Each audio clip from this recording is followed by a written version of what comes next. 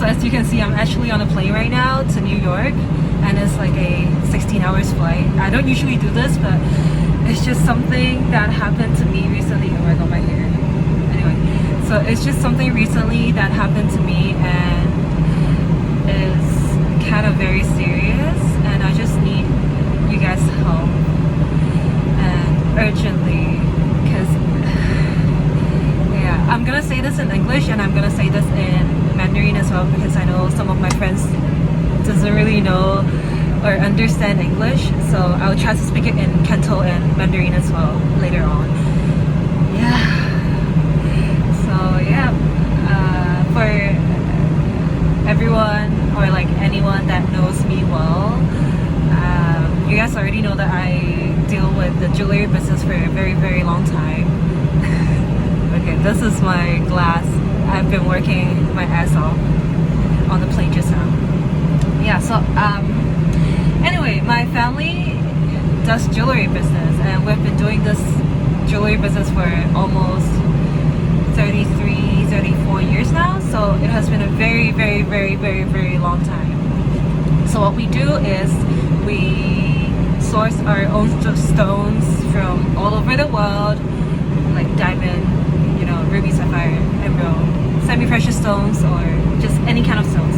So we source it from all over the place, and we have our design department, and we design it ourselves. We create our own jewelry. We have our own factory in China, so we send it to that factory, and then they make it, they send it back to our office, and then we basically go to all the different countries to do exhibitions. So we sell during exhibitions, or we find potential clients during exhibitions. That's why I'm always traveling, right? So recently there was a incident or like an event that happened to me, and someone was knocking the door. Yeah, so recently I met a guy in last October 2022 during the New York show. His name is called Yousaf. So Mr. Yousaf met me just like face to face. We talked for like 5 minutes, not very deep conversation, but he was asking me if I have any clean, good quality rubies or sapphires that I can send it to him through WhatsApp, like 5 carat or like 10 carat up. And I was like, oh, okay, these kind of stuff is not cheap, it's very expensive. You sure you have client for it? And he said, yeah, I always deal with big stones, and I'm in a hurry right now, so can you just WhatsApp me and just share any stock that you have, and I'll try to like work with you, and we'll try to start our business. And I was like, okay, well, let's do it. Then when I get back to Hong Kong, I contact all my some of my Thai supplier, or like just my supplier in general. So I asked them like, oh, so do you guys have good quality rubies that is 5 to 10 carat up, or sapphires, or like even paribas? And then some replied to me, and then they sent me some videos, some pictures, and some certificates as well. And yeah, just forwarded to my client, which is Mr. Yousaf. And it was, I think, around December 19th. Yeah, so I WhatsApped Mr. Yousaf saying, oh, I found a very, very clean, very good quality Mozambique ruby that is heated, but it's like super, super clean, but it's very expensive. And it is from my friend in Thailand. And he said, okay, well, send me the details and the pictures and videos, and I'll see if I have any client that is interested. And I said, okay. So I forward him all the pictures and photos, and yeah, he was very, very interested, and he sent it to his client. His client was very interested as well, and I was like, okay, well, if that's the case, I'm coming to New York in March 2023, then perhaps I can consign it from my supplier, and I can take it with me personally, and then I can come to your office, show it to you and your client, and then we'll see how it goes, right? Yeah, and I'm just looking at my notes right now because I've been working for like 5 hours just to like 整理 all my like sort out all my documents. Anyways, so yeah, on the 20th of December, he replied me. He said, Yuki, I've been talking to my client, been showing him, oh shit, someone keep knocking the door. Anyway, so he was saying, yeah, he kept talking to his client. His client really wants this ruby, which is 10 karat 03 carat. And could you send it to New York for me? And I said, no, I don't know you. I've never done any business with you. Why should I trust you? Well, if you pay me the whole amount of money, then yeah, sure, I'll ship it to you. And so, FYI, the ruby cost Hong Kong dollar 2 million. So it's 200萬港紙. Yeah, and I just told him if you want me to ship it to New York, it's okay. I will ask my Thai supplier to ship it to me to Hong Kong office, and I'll ship it to you in New York. But at the meantime, you need to pay me deposit, because I can't just send you something and you don't, like, it's not, you need to guarantee, right? And then he said, okay, I'll get back to you. So on the 20th, yeah, so the 20th, the same day, he sent me all his company card, his business name, his name, his Instagram, and yeah, his address, telephone number, like everything proving that he is legit. And yeah, I was like, no matter what, you still need to pay me money before I send anything to you. Like, I've never done any business with you. I'm not gonna trust you, especially you're American. Sorry, no offense. But yeah, so he was like, okay, let me think about it. And then time goes on the, yeah, and then, yeah, 2023 in January. So January 3rd, he texted me back. He was like, oh, hi Yuki, how are you? And I'm like, yeah, fine, I'm good. What's up? And he was like, oh, wait 1 second. Yeah, he was like, oh, I've been really talking to my client. He is beyond interested in this ruby, so can you just ship it to me in your way? Or if you have any friends in New York. Someone just tried to open the door. Okay, what did I say? Okay, so yeah, he was asking me if I have any friends in New York that they can help to show the ruby to him and his client. And I said, not really, but I'll try to find someone that I trust that can help me. And so yeah, I keep like calling like uncles in New York, and then also like a lot of different friends as well, to see if there's anyone that can help me. And yeah, surprisingly, I found my dad's really good friend, and he's in New York. He lives in New Jersey. And he said that, okay, well, Yuki, I can help you. That's no problem at all. Like, I wish you can sell this stone as well, because it's a big amount, and this is your first time that doing, like, consigning it from your supplier by yourself, not through your dad. And I'm like, yeah, this is actually my first business with this Thai supplier's son. So I want to make the connection better. So I want them to trust me more as well. If I make the sale, then yeah, for sure, in the future, it's gonna be better for me, right? So this uncle said, okay, well, send me your client, which is Mr. Yousaf, contact, and I'll see how can I help you. And I said, okay, well, let's see. So yeah, in January, the first week, I think around like the 3rd or the 4th day, I called my other friend's auntie, which she has been doing business in New York for almost, I don't know, like 30 years already, and she knows basically everything. So I asked her like, okay, so now I have this situation, how can I surely secure my ruby and that my ruby is not gonna go missing or it's not gonna get switched. Sorry. Oh my god, someone just opened the door. Okay, 1 second. And yeah, so that auntie, she suggested me to send the ruby to Malca Amit office, which is a shipping office that the jewelry industry always use when we do exhibitions. So we ship from one country to another country, we buy insurance, they help us to declare everything, and we pay them amount of money, and then they will help me to do it. And then they also have like security guards that is with guns. Yeah. So I can ship my ruby through this company to New York, and then in New York they also have their office called Malca Amit office in New York.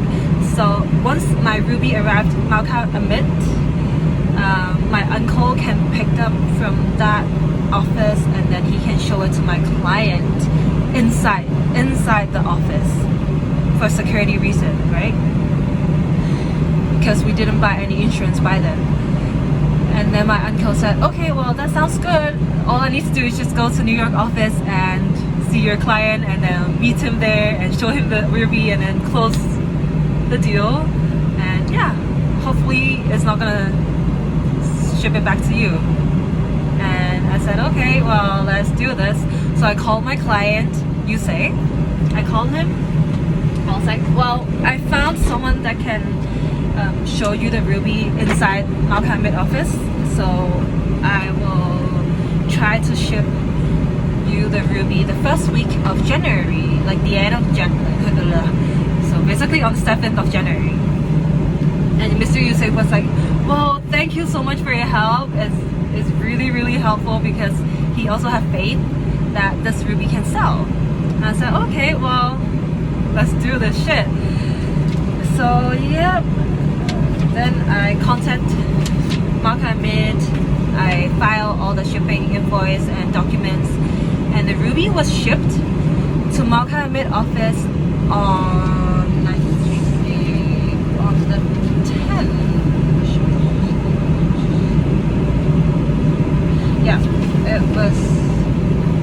Yeah, I think it was shipped to New York on the 10th. So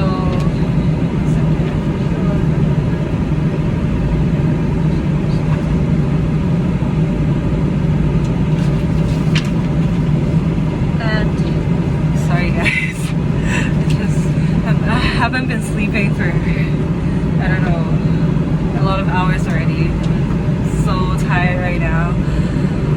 But, sorry, 1 second. Okay, sorry guys. Sorry. Okay, so, long story short, on I think the 10th, the ruby arrived at the office, and on Friday the 12th, Mr. Yousaf called Mr. William, and then they went to Malca Amit office to look at the stones by themselves, and then Mr. Yousaf took some pictures and took some video as well. Yeah, and then they put it back to Malca Amit, and then they wrapped it and saved it in the office overnight. And then Friday, on the 13th of January, Yousaf texted me. He was like, hi Yuki, I met Mr. William yesterday. It went really well, and I showed it to my client. He is very interested, and I already tell my client that I will be meeting him next Tuesday for another appointment, and I'll be showing him this ruby in his office. And I was like, I didn't confirm anything. The only thing I confirmed is you can see the ruby inside Malca Amit office. It's not gonna go out anywhere. I don't have insurance, right? Yeah, and then Mr. Yousaf just said that I promised my client that I will show him the ruby next Tuesday. And I was already a little bit pissed. I was like, what the heck? You didn't really ask me. So I said, well, we'll see. And I asked Mr. William, like my uncle, I was like, oh, so how is this guy? Is he good? Like, is he polite or anything? And he was like, yeah, he was really, really friendly. He was really nice to me as well. And yeah, I think you can trust a little bit on him. And I was like, okay, well, he said that he got another client meeting, that he's gonna show this ruby to his client next Tuesday. Would you be able to help me perhaps get the ruby out from the office and maybe walk with him to his client office and meet his client together with Yousaf? And Mr. William was like, let me think about it, because it's very dangerous to walk on New York Street without any insurance. And if, I don't know, like if this news got spread out, maybe somebody would just like hit my uncle on the street and then just take away the ruby, right? It's very, very dangerous. So my uncle was like, okay, well, let me think about it and I'll get back to you, Yuki. And I was like, okay. So on 17th of January, which is Tuesday, so Mr. Yousaf texted me. He was like, Yuki, so where is Mr. William? I was like, we didn't, like, what the heck? What are you talking about? And he was like, me and him talked through and agreed that Mr. William is going to get the ruby with me in the office, and then we're gonna show it to my client. I already arranged all, like, scheduled a meeting with my client. It's a promise. And I was like, okay, wait, what is going on? So Mr. Yousaf sent me the client address and then asked me to ask Mr. William to be there at 12:45 in the afternoon. And I was like, at that time I was in Italy doing my exhibition, and it was already like so much headache for me, and I need to deal with this. And I was like, okay, well, let me talk to Mr. William and see what is happening right now. And I think at around 12, I called my uncle and I asked him, so did you agree that you're gonna take this ruby out and walk together with my client to the office? And he was like, no, Yuki, this is very dangerous to me. I don't want to do this. And I was like, yeah, this is very dangerous. Like, it seems really dangerous to me as well. And let me talk to Mr. Yousaf and see if he can bring his client to the office, and then they'd see it together inside the office. So I called Yousaf, like my client. I was like, okay, can you talk to your client, and can you send him to the office to see it? If he's really interested in the ruby, then it's okay. Like, no matter where you see the ruby, it's the same. It's the fucking same ruby. And he was like, no, my client is like a very big billionaire that they are not going to any of the shipping company to see anything. And I was like, okay, huh? And he was like, no, he needs to see the ruby inside his office. And I was like, oh, okay, well, what time is your appointment? And he's like, 12:45. And I was like, it's 12 right now. What do you want me to do? And he was like, just talk to Mr. William, talk him through, and ask him to bring the ruby to my client office. Simple. And I was like, okay, shut the fuck up. Okay, let me try my best to help you. I want to make this sale too. This is something, it means a lot to me. So I called Mr. William. I was like, hi uncle, so I talked to my client. Apparently they don't agree to meet in Malca Amit office. Is it possible? Because the office and my client's client office is super close. It's like 5-10 minutes walk. So it's okay. But, well, of course it's very dangerous, but manageable.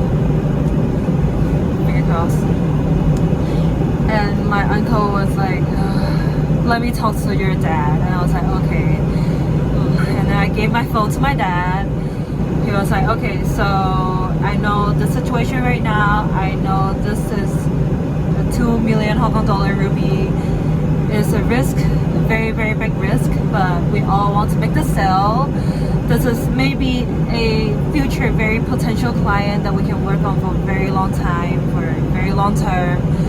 And just basically my dad is asking up as well. It's just like 5-10 minutes walk, 20 minutes meeting, and after that we'll put the ruby back to the office. So Mr. William got persuaded and he was like, okay, well, you're my friend for life, let me help you this time. So at 12:45, Mr. William and Yousaf went into Malca Amit office. They picked up the ruby. Happily, they went to that client office and then they had a meeting. They showed it to the client, the ruby, and the client was very happy. He was like, okay, well, I'm very beyond interested. I want to buy it. And I was like, yeah. And Mr. Yousaf told me, Yuki, we really have a chance that we can sell this. And I'm like, okay, good. Are you gonna put back the ruby right away back to the office right now? And he said, okay, yeah, I'm definitely gonna put back the ruby right now. And yeah, 30 minutes later, they went back to the office. They store the ruby back in the original place. Everything was good. Everything was very smooth. And I was very happy back then. And yeah, let me see. Yep, and then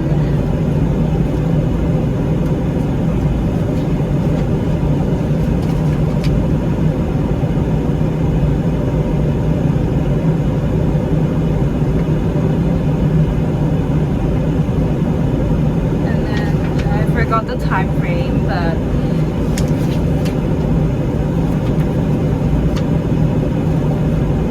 yep. Okay, so on Tuesday 18th, Yousaf texted me again. She said that, Yuki, I want to make another appointment with this ruby again because my client's partner, like business partner, he want to see the ruby as well before they purchasing it. And I'm like, yeah, that makes sense. Okay, well, when do you need it? I can do the same thing. Like Mr. William can pick it up and he can show it to your client's office, and if your client like it, then wire me the money and you will have the ruby. Simple. And he said, okay, well, he will arrange the appointment with the client and let me know. So on Saturday, one second, someone is knocking the door again. Wait 1 second. Stupid people. Anyway, 1 second. So yeah.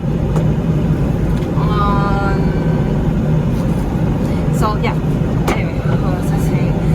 So Mr. Yousaf on Saturday, he told me that he wanna make an appointment. No, he made an appointment with his client next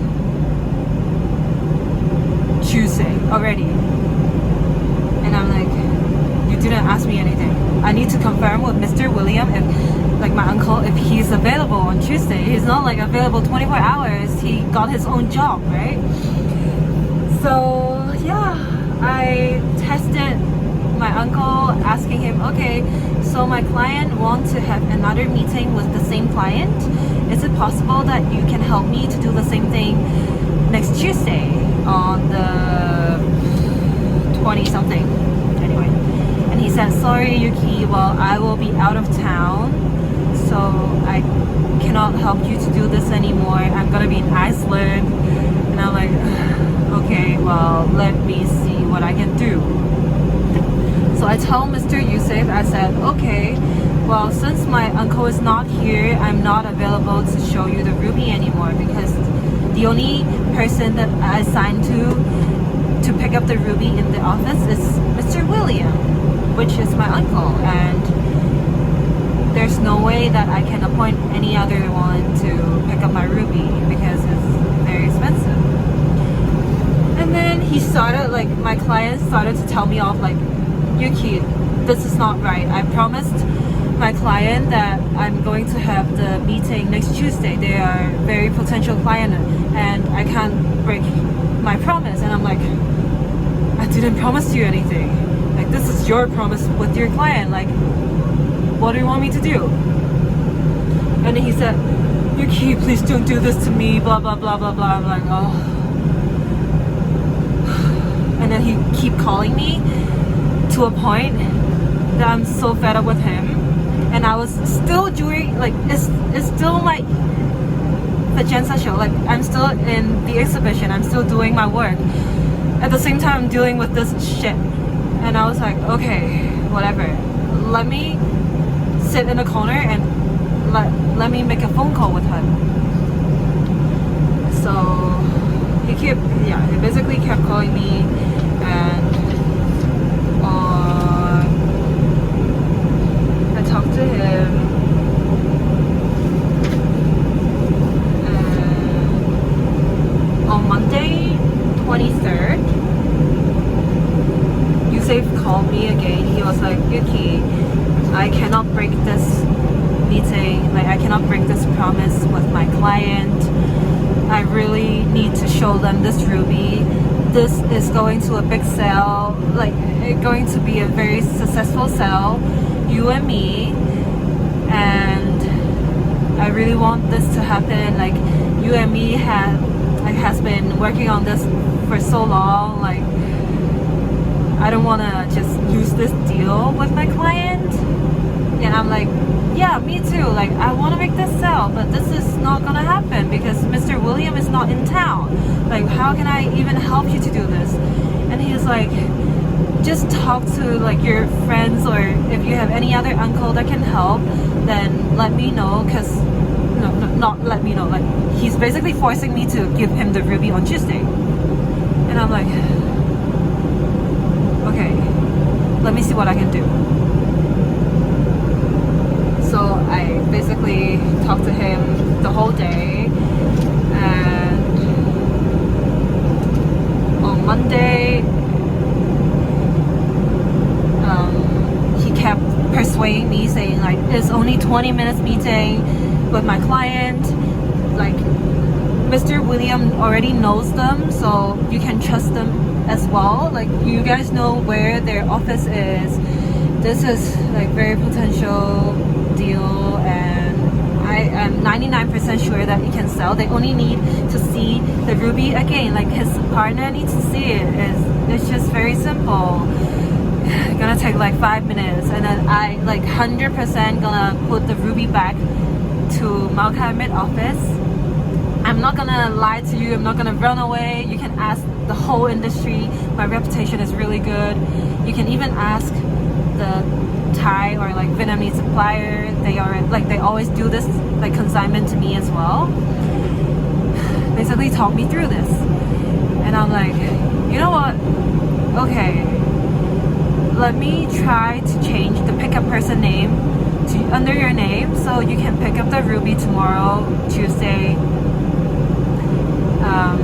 in the afternoon. Let me know exact time, when are you gonna pick up. I'll tell the manager in Malca Amit office to help me and to make sure that you picked it up, and then to make sure that you return it back as well. Like no matter your client wants it or not, that you still need to put it back. I need to get the money first before I give you the ruby. And he said, okay, promise, like 100% promise. And I'm like, okay, let me try to email the Malca Amit office. Let me try to type all the documents, like official ones. Let me talk to them. I got like basically 24 hours, not even 24 hours, like 20 hours to do this, to change the name. It's a long progress because I'm in Italy back then. The time difference is different. I need to contact the Hong Kong Malca Amit office to change the name. And I need to contact New York office as well to change the name through email officially. It just gave me so much headache back then. But anyway, I did that. I helped him, and the name was changed. So on Tuesday, on Tuesday, Mr. Yousaf went to Malca Amit office in the afternoon at around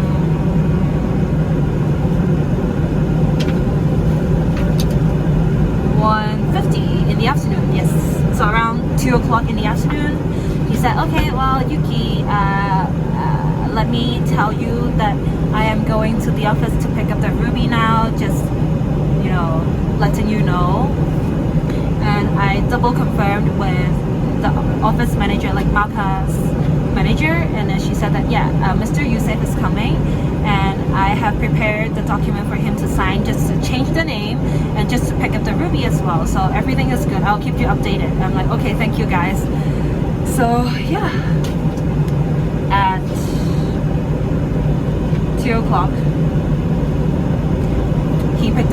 Mr. Yousaf picked up the ruby from New York office, and Ari, like the manager, she was like, okay, it's picked up.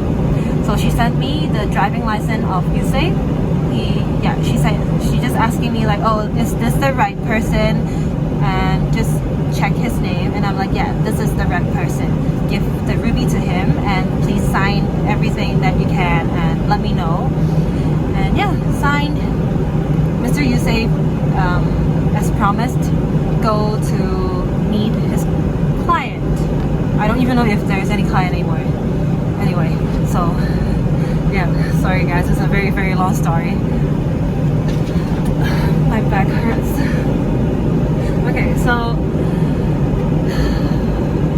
yeah, so Yousaf went to see his client at around 2:30, and he called me immediately after the meeting. He was like, Yuki, you know what?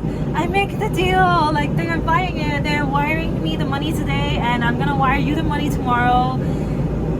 Please give me a better discount so I can earn some more money. This is our first business, and I just wanna make both of the party happy. And you earn some money, I earn some money, and we're both happy, right? And I'm like, yeah, let me talk to my supplier and see what I can do. And I talked to my Thai supplier. I'm like, hey, I made the deal. Like, I saw the ruby, and is there any like a little bit discount that you can give it to me so my client can have a better deal with his client, because it's a very good client. And I told my supplier, and then he said, well, I mean, it's Chinese New Year. Yeah, it's Chinese New Year day one.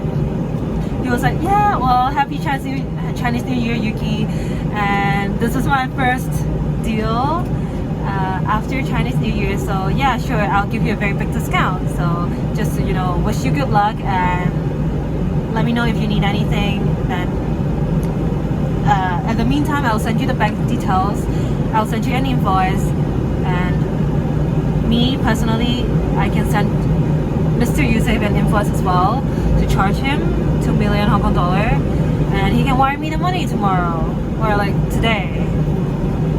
So yep, I talked to my supplier, he gave me the discount, I gave Mr. Yousaf a discount, and everything went really well. And Mr. Yousaf was like, thank you so much for the discount, like I'm pretty sure there is more business that we can do together.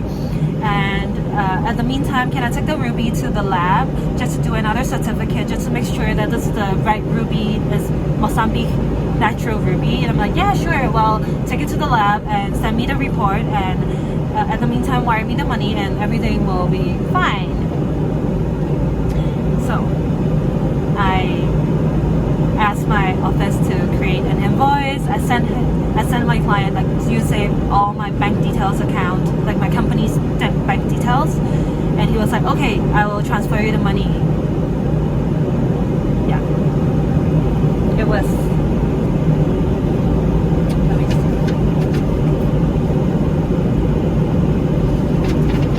So it was, what day was that?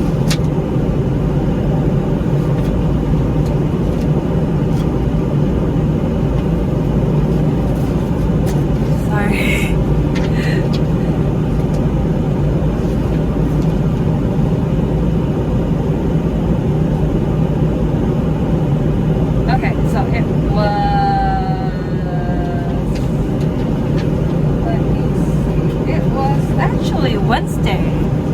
Yeah, on Wednesday, Mr. Yousaf told me that he made the deal and asked me to send an invoice to him. So immediately I sent him an invoice in a PDF file, sent him all my bank details, and basically basically what I need to do is wait for him to send me the money. So it was a Wednesday.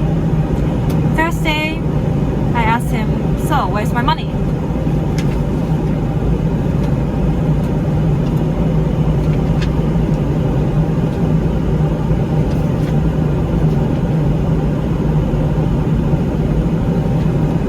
So he basically avoided my question. And he said that, oh, I'm going on a trip today until like, I don't know when. And then he said that he's still waiting for his client to give him the full amount of money. Once he got all the money, then he will transfer me the money. And I was like, so they claim that the ruby is already in the lab and he's just waiting for his client's money right now. And I said, okay, please send as soon as possible because a deal is a deal, a business is a business. You can't just run away with it. So it was Thursday. Friday, Saturday, Sunday, I keep chasing him. He kept saying like, sorry, I'll give you the money. I'm like, okay, well, give me the money. Tuesday, I tested him again. I was like, so how is the certificate, like the lab report going with your client? Because if it's a local lab, then it's a week already. Supposedly, you already have the report. And he's like, hi Yuki, nice to hear from you. I'm away in Texas right now. I'll be in New York on Friday. My client will let me know on Thursday. I contacted him yesterday as well. Thank you for your patience. I appreciate it. I'm like, thank you for your update. Please send me the money. And he's like, thank you, we'll be in touch. And I'm like, again, Tuesday, Wednesday, Thursday, Friday. On Friday, okay, 9 days after the invoice was issued, I was like, hi, so I hope you're doing great. Let me know if your client has transferred you the money and let me know when you have transferred me the money. And then he said that, hi Yuki, hope you're all doing really well. I'm still awake, it's 4 a.m. right now. I will be contacting my customer around 10 a.m. today. I'll be home on Sunday. I'll keep you updated. Thank you for your patience and I'm really sorry about it. I'm like, thank you for replying and please transfer me the money today. Thank you. And he was like, are you going to Dubai show? I'm like, yes, I am going to Dubai show. I'll be in booth blah blah blah blah blah blah. And he will be like, I will be there, see you at the show. And I'm like, okay, see you there, give me the money. So it was a Friday, it's February the 3rd. And then on Monday, February the 6th, I texted him again. I'm like, I was already in Dubai, I think, yeah. I was like, hi Yousaf, so yeah, how is it right now? And he's like, hi Yuki, how are you? I'm doing very well, thank you.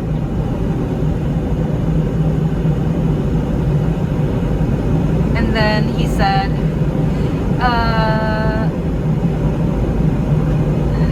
wait, 1 second. Back in New York, time zone. It's back in New York, and yeah. So, yeah, this is very interesting. So he suddenly texted me. He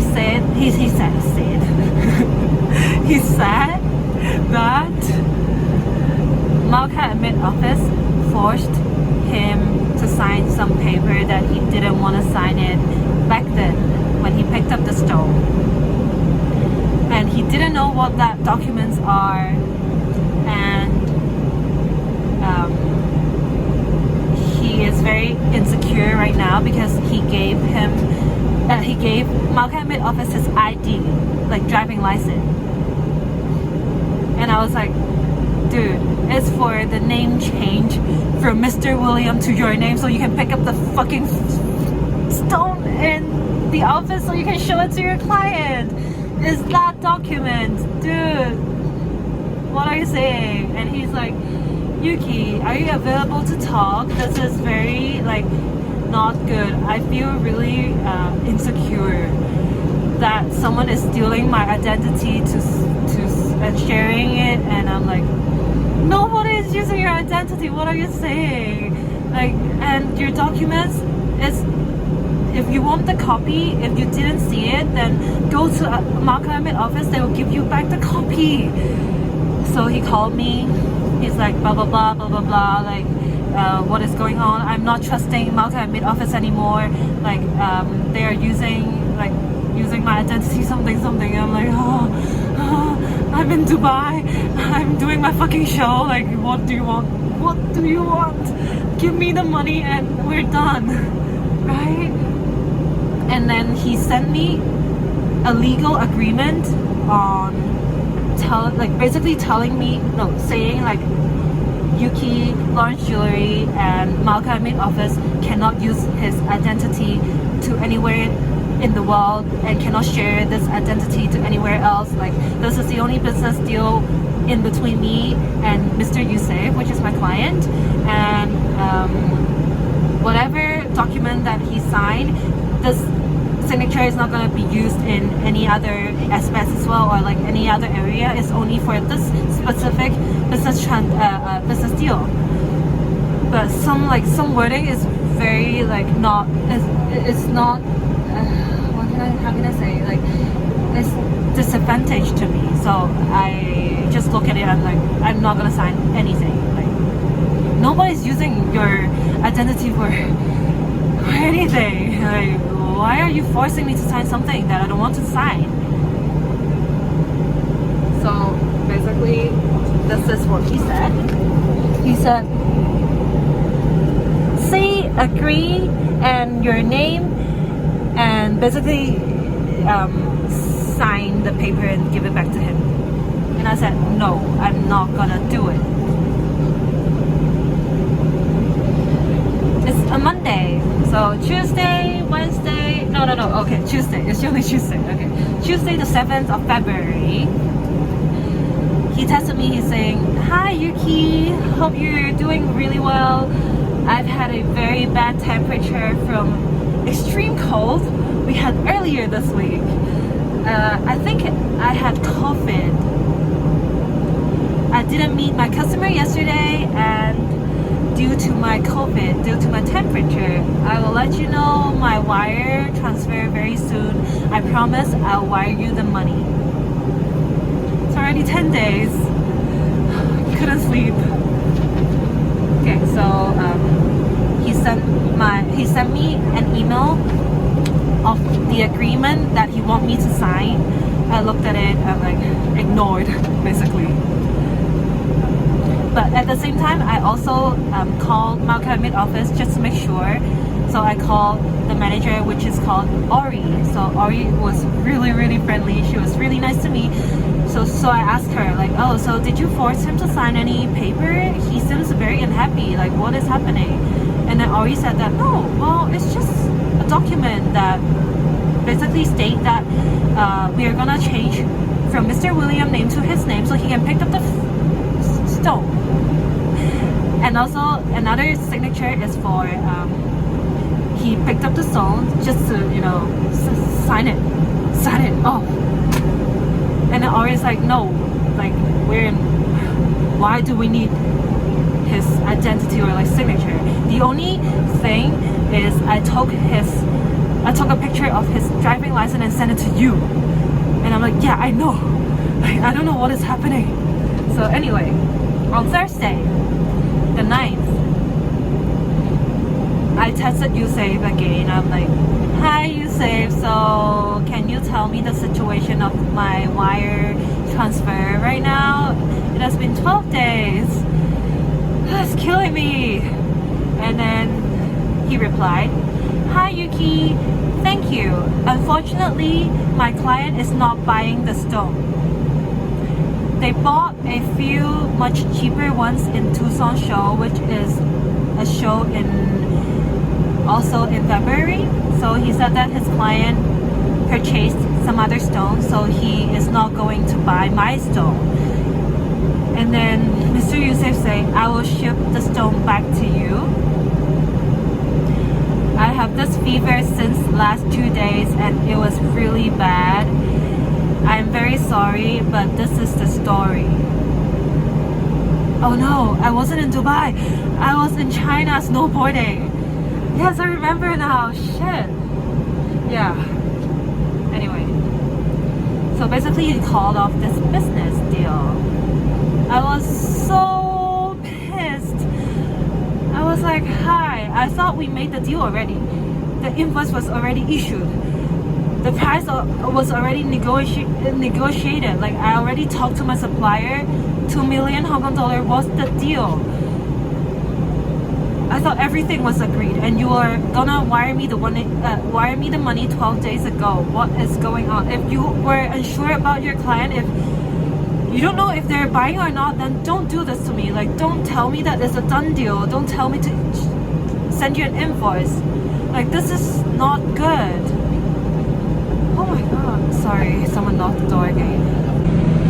Hi, I'm back. Cool. So, yep.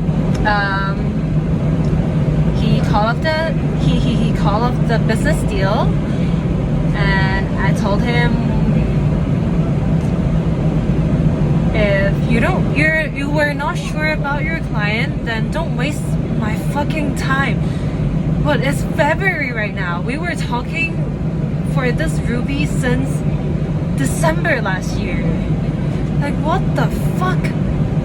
And then he said that, "Sorry Yuki, this is very disappointing to me as well. I've also worked really hard on this deal. Unfortunately, my client surprised me and they're not buying anymore. So sorry, I'll ship you back the ruby and this is the story. Sorry for any inconvenience." So I asked them, what price are they looking for?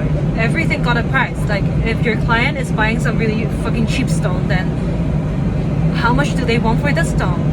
And then he told me 85,000 US dollar, which is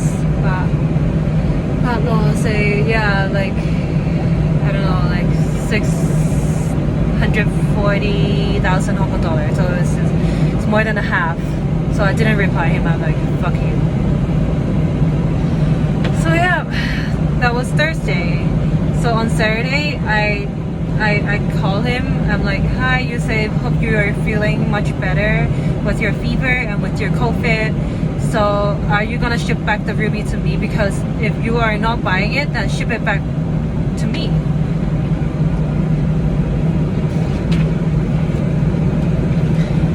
And then we made a phone call, and on Sunday he said that, "I will ship it back to you today and everything will be fine. I'm so sorry about it. I will use my Malca Amit account and I will pay for all the shipment fee, and no, don't worry, like, I'm really sorry about it. Like, this is my fault. I shouldn't have said that." And I'm like, "Okay, I appreciate it. Then just send me the ruby, send me the tracking number, and send me all the invoices when you shipped it." And I told him that I need the ruby on the 20th of February. Yeah, 20th of February. It was 12th. So 20th of February, because I'm flying to Bangkok on 22nd. So if they did not want the ruby, then I need to return it back to my supplier. And I need to go to Bangkok. Like, I am going to Bangkok anyway, so I can give them back in person to them, just to say, "Sorry, like, I knew that I told you I made the deal, but unfortunately the deal was cancelled. So I'm really sorry about it. I took the ruby for so long, like 2 months. And thank you for trusting, like, thanks so much for my supplier for trusting me." So yeah, Yousaf said, "Okay, no problem. I'll ship it back to you, the ruby." I said, "Okay, thank you. Keep me updated." And at the same time, he kept asking me to sign that fucking agreement. Like, he just told me to send him back the signed paper so he can be more secured. And I'm like, you know, like, the deal is not even happening right now. Like, what am I gonna do with your identity or anything? So anyway, on Monday, I asked him, so have you shipped the ruby yet? Send me the invoice, like shipping invoice and like proof, like shipment proof and everything. And it was the 13th. So according to international shipment, it usually takes around 2 to 3 days express shipping from New York to Hong Kong. So latest, I need the ruby to be shipped, like latest on the 17th. So he still have 4 days, but I want him to ship it right away, because now I don't have any insurance for this ruby, and it's very, very risky for me because the stone is on his hand right now. I don't even know where the stone is. Like, he's not telling me. So yeah, on the 13th, Monday, he said, "Hi Yuki, hope you're well. I hope you're good and the Dubai show went well for you. Today was Sunday, tomorrow is Monday. I will ship it, but I've been waiting for your letter to sign it back to me, so I will ship the ruby after you sign." I already feel very suspicious. I'm like, what? It's not related. Like, it's two different things. You can send me back the ruby, at the same time I can whatever sign whatever to you, but it's different thing. Like, it's not related. So on February the 14th, Valentine's Day, so he was like, "Hi Yuki, what's your reasoning for not signing your agreement?"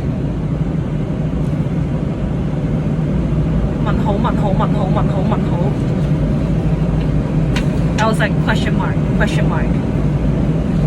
I think I gave him a voice message, I don't know what that is. And then he said, "Answer please. Also, what value do you want to declare for your ruby for the shipment?" And I'm like, okay, let's just put US dollar $200,000 and send me the tracking invoice, like tracking number and shipping invoice. He's like, "Okay, no problem, thank you for answering, but please send me the paper signed." And then I called Ori in Malca Amit office. I'm like, "Hey, it's me, Yuki. Mr. Yousaf, unfortunately the business is done, like it's cancelled. So he's gonna ship me back the ruby, and he probably gonna be dropping off the ruby very soon in your office. So keep me updated for anything. If he comes to your office and try to ship it, then let me know, because I want to know all the documents so I can have a copy as well." And yeah, Ori said that, "Okay, well, I'll let you know. Then also see if Yousaf will contact me, and I'll let you know as well." And I sent my conversation between me and Ori, saying like, "Oh, Malca Amit office already know that you will be dropping off the ruby in the shipping office. Then just let me know when you shipped, or when you are in Malca Amit, then I will let Ori know. And yeah, well, everything is sorted for you. All you need to do is ship the ruby." And he said, "No problem, I'll send it, thank you." It was Valentine's Day. And then yeah, and then on the same day, yeah, he just said that he kept saying like, "I don't know what did I sign for in Malca Amit office. So I asked you because I was running late when I'm picking up the package, so I signed for something that I don't know." I just keep telling him like, "Hi Yousaf, just ask Ori, she will give you the copy. Simple."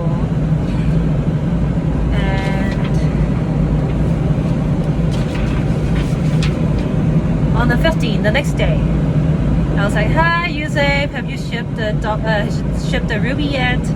Would you mind sending me the copy of the shipment, please?" And then he said, "Hi Yuki, I did not trust Malca Amit office anymore because they are forcing me to sign something that I don't want to sign, and I don't know what that is. And so I want to change another shipping company, which is called UPS. Everyone knows UPS, right? It's just commercial shipping company. It's not insured. Like, it's not a shipping company for jewelry, like for expensive stuff. It's just for, you know, topo, or like, I don't know, like just cheap stuff. So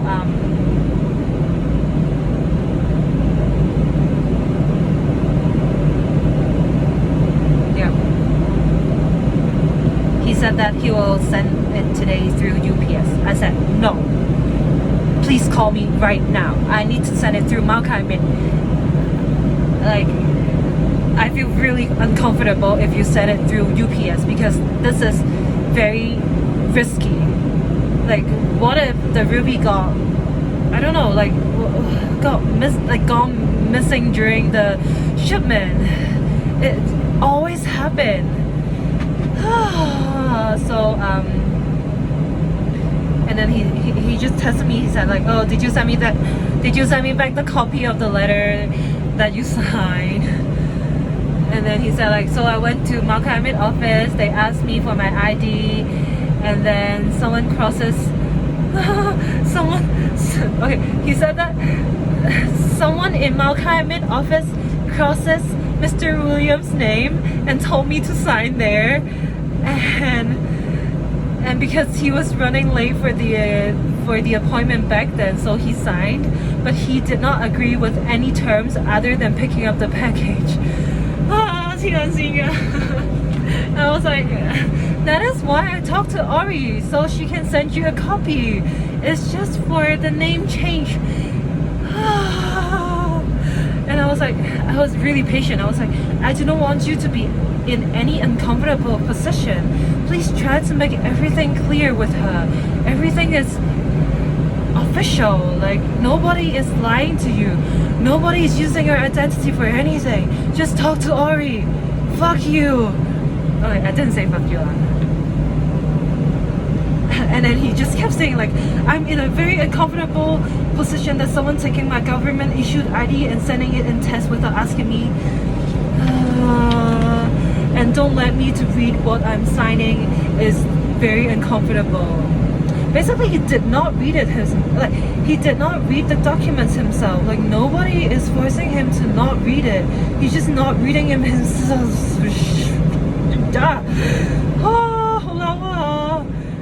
Basically, I just told him, please sort it out with Ori. Thank you. And please ship the ruby back to me through Malca Amit office. 點解做生意可以做得咁辛苦㗎？黐線。跟住anyway, next day, Thursday, 16th. Hi, Yousaf. Hope you're doing great. Can I have the tracking number of your shipment, please? Thank you very much.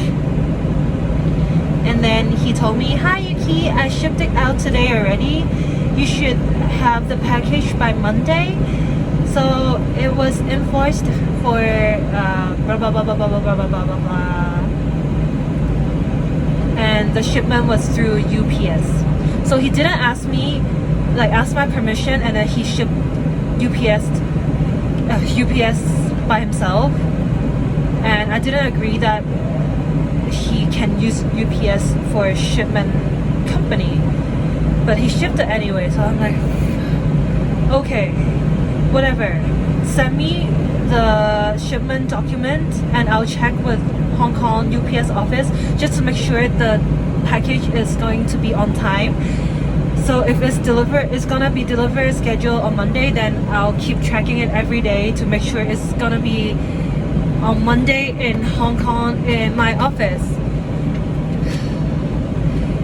And he was like, are you doing Hong Kong show in March? I'm planning to come. I'm like, yes, I'm doing Hong Kong show. Like, I'm doing a Hong Kong show March. Just come to my booth and visit me. Thank you. And he's like, I will. And I'm like, perfect. Let me know. And let me know the tracking number, please.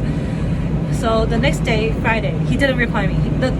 The next day, Friday, he's like, No, I texted him. I'm like, hi, Yousaf, hope you're well. Can you send me the shipment tracking number? And also please let me know if you have buy insurance, because if not, then buy it right now. I need to have the insurance copy, and please let me know as soon as possible because I need that right now. It's Friday.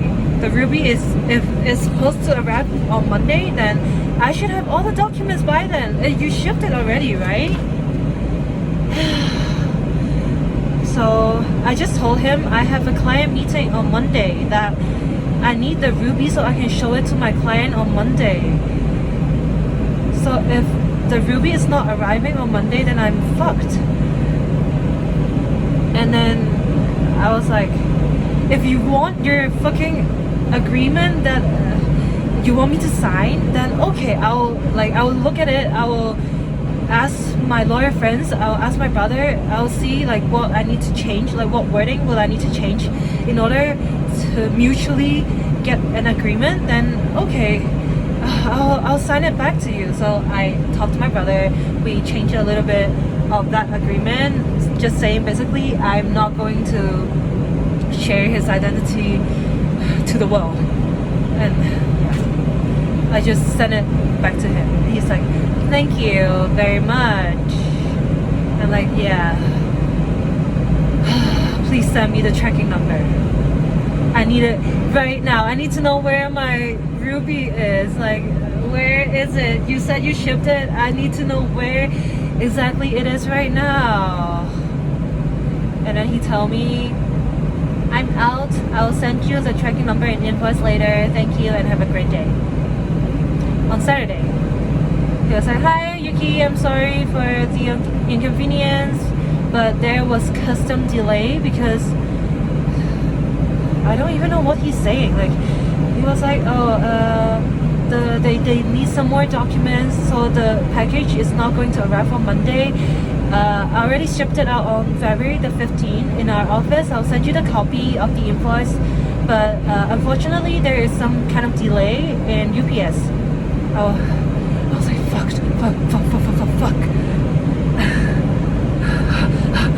And I'm like, okay, please tell me everything. Like, send me the invoice, send me the tracking number. I will check with Hong Kong UPS office to see what is going on.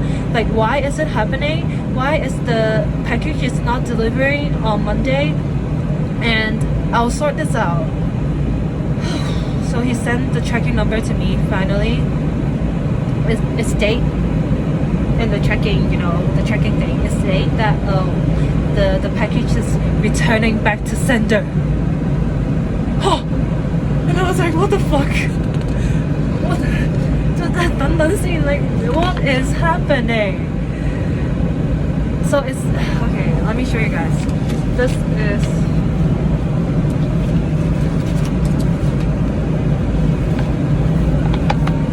is the UPS tracking website, the app. So it says scheduled Monday the Monday February the 20th by the end of the day. But underneath it says returning. Okay, wait, here. Returning back to sender. What the fuck? So basically the ruby is not sending it to me, it's sending back to him.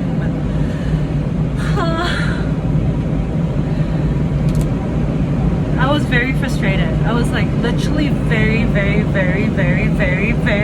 frustrated. And I was in Dubai and I immediately called him. I'm like, what is going on? Like, what kind of documents do you need? Like, why? Like, it's supposed to arrive on Monday. I check. Like, I'm very worried. And I told him I need the ruby on Monday because I have a client that I need to show the ruby to. So I'm basically like 千字文咁樣 test 佢啦。好攰啊。Like even I talk,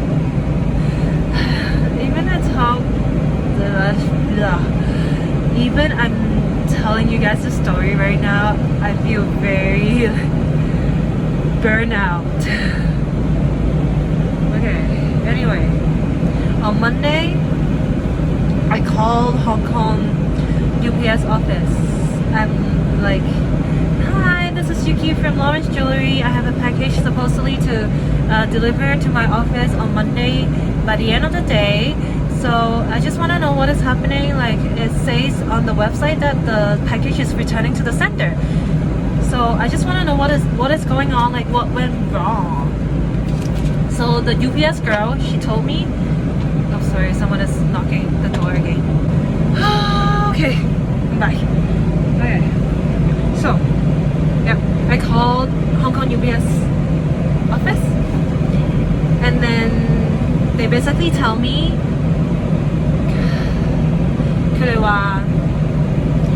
they have been contacting Mr. Yousaf for a very, very long time throughout the last few days because there is one document that is missing. That's why they cannot send it to me.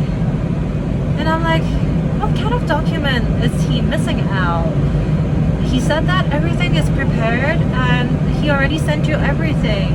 And they're like, no, we tried to contact him multiple times, but he is not answering the phone and nobody is answering. So that's why we send it back to, like, returning the package back to the sender. And I'm like, okay, let me talk to Mr. Yousaf and see what is going on. Hang up the phone, I call Mr. Yousaf. I'm like, hi Yousaf, they tried to contact you like multiple times the last few days. You told me that you have been contacting them. Like, what is going on? Sorry, someone is knocking the door.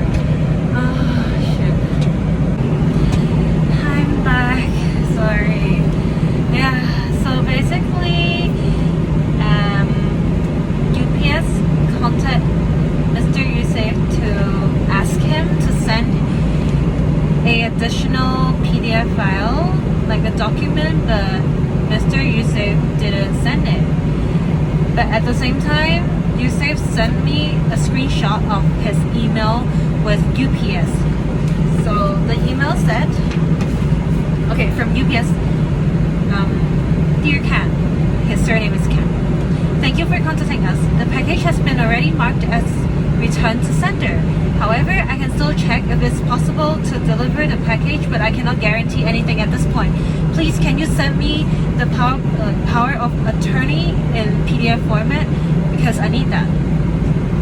And then Yousaf was like, Dear Romeo. Romeo is the UPS manager. He was like, Dear Romeo, this is unacceptable service by UPS. No one contacted me and decided to send me back the package. This is not professional and will not ship with UPS again.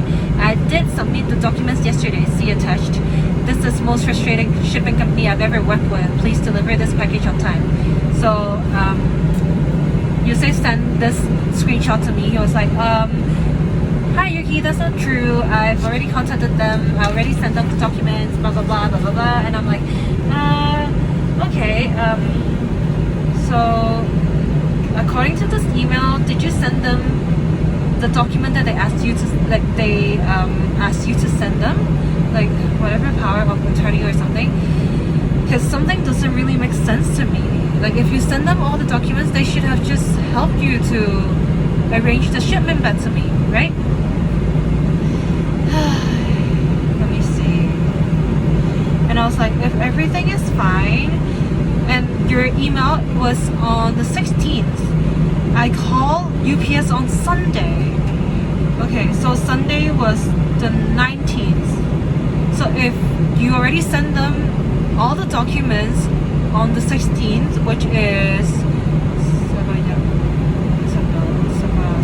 Thursday, they should have got everything prepared for Friday. And you could have all the reply on Friday already. Then you could have told me. Like, if everything, like, if anything didn't work out, then we can sort that out, right? Like, you, like, well, I just don't understand what is happening. So yeah, he was like, they confirmed all the documents and I have emailed them on the 16th. And I was like, did you really reply them after that? And he was like, yeah, I just talked to them for 20 minutes. But the shipping department, like the brokerage department, is not working on weekends. And I'm like, okay, whatever. I need, if you are sorting out this by yourself, then I need an accurate delivery status and exact delivery date in 3 hours. Thank you. And then he sent me a screenshot of a contact. This one. He was like, hi Yuki, I talked to them for 27 minutes to clear it out, and everything is sorted. They're opening at 10 a.m. tomorrow, 10 a.m. today. Well, when me and him talking, it was 8 a.m. New York time. So UPS is opening at 10 a.m. So I'll keep you updated. I'm like, okay. At 11:45 a.m. I was like, hi Yousaf, can you update me please? And he's like, I'm waiting for UPS. The whole day he didn't reply me, he didn't text me. And then at 7:20 at night, I was like, question mark, question mark, question mark, question mark. What is going on? Can you call me right now? I need to know either the package you said that you sorted out, so it's supposed to ship it back to me, right? If you sort it out, I need to know if it's actually shipping to me or it's shipping back to you. If it's shipping back to you, then we'll do it again, or like I'll ask Malca Amit to ship it back to me. If it's shipping back to me, then let me know the tracking number, let me know the delivery date, let me know the exact time and the status. And then around like 8 o'clock, 7:40, I was like, it has been 8 hours. Please be honest with me. What is going on? I said, I do not mind if the stone is shipping back to you. If that's the case, you can drop it back to Malca Amit, and I'll change like the shipment under my company account, so you can just ship it through my account. You don't even need to pay. And then he was like, it's coming to you. It's currently under custom clearance. I have no power and it's not coming back to me. I am outside. I will call you later. Thank you. And he was like, please track it yourself. And I was like, okay, thank you for your reply. Hi, but according to my tracking status, it's still showing that it's returning to the sender, not me. It's not shipping to me at all. I asked him, like, did you actually call them at 8 a.m. this morning? Because it's already 7 at night right now. So he screenshot me another like delivery status. It was saying like on the way back to Hong Kong. And I was like, interesting. Let me open my UPS app right now to see if it's the same for me. And I open it, my account is still saying, like the tracking status is still saying that it's returning to the sender. So I was like, well, there's something wrong. Something very, very, very wrong. So Wednesday's 22nd, I called Hong Kong UPS. I was like, so for the package, it's supposed to send it to me like many days ago, but I think there's something wrong. Like, can you just please track and help me to see where is the package? And then they're saying, the package is returning back to the sender. Sorry, it's not going to send it to you. And I'm like, you know what? Okay. So that was Wednesday. I screenshot my delivery status saying sending it back to the sender. I sent it to Yousaf. I'm like, oh my god, Yousaf. Literally, I'm speechless. He didn't reply. Thursday, he didn't reply. Friday, I text him again. I'm like, hi, good morning, Yousaf. So, apparently it's sending it back to you. Have you received the ruby back yet? I was like, this is the last thing that I want. The last thing that I want is the package stays in UPS warehouse for so long and nobody is taking any responsibility on it, and it just stays there. Like, I have no control because you were the sender. Like, I'm just a receiver. I cannot ask them to do anything. Like, the documents, they are lacking your documents, not my documents. I cannot do anything. Oh my god. And Yousaf was like, hi Yuki, it's with the custom right now. It was 24th of February, Friday. He was like, hi Yuki, it's with the customs. I will let you know when I receive it. I have no control. I've called them multiple times already. I'm like, can you just ask them how long would that take? Like, custom is not supposed to take that long.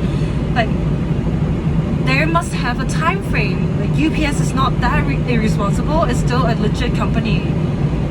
It shouldn't take more than 3 days or like 4 days. And it's been what, like a week? It's ridiculous. And he just said like, I asked through and it says, I asked through said keep checking updates.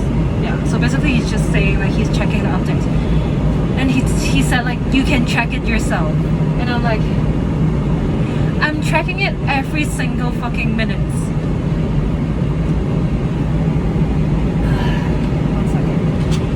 Like, but the app shows me that it's returning to the sender. That's why I'm so frustrated and need to talk to you. Oh my gosh. So I just want to know if you have any updates since you have been talking to UPS for 27 minutes, right? And then he just told me like, yeah, I have the same update as yours. And I was like, you know what?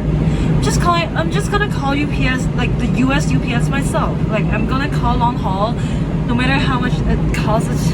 I need to sort this out immediately. Yeah, so I called them. I was in Bangkok. So I called US UPS. I was like, hi, this is Yuki from Lawrence Jewellery. I have a package, blah, blah, blah, blah, blah. I was supposed to ship it to me, blah, blah, blah, blah, blah, blah, Monday, blah. So can you just check what is the status right now? Because apparently they are saying that the package is in the warehouse right now and it's stuck. It's like stuck in the custom or whatever. And they helped me to check. It turns out that the package is already returned to the original office, like a regional UPS office, like on the 21st. So it was... sorry, got interrupted. So yeah, the package was already returned to the original UPS office on the 21st. You know how mad I was? Like, he has been lying to me the whole time. This is ridiculous. Like, he could have just go to the office and pick it up and send it back to me. Like, it's really easy. So like, it took another 3 days. On the 27th, I was like, hi Yousaf, so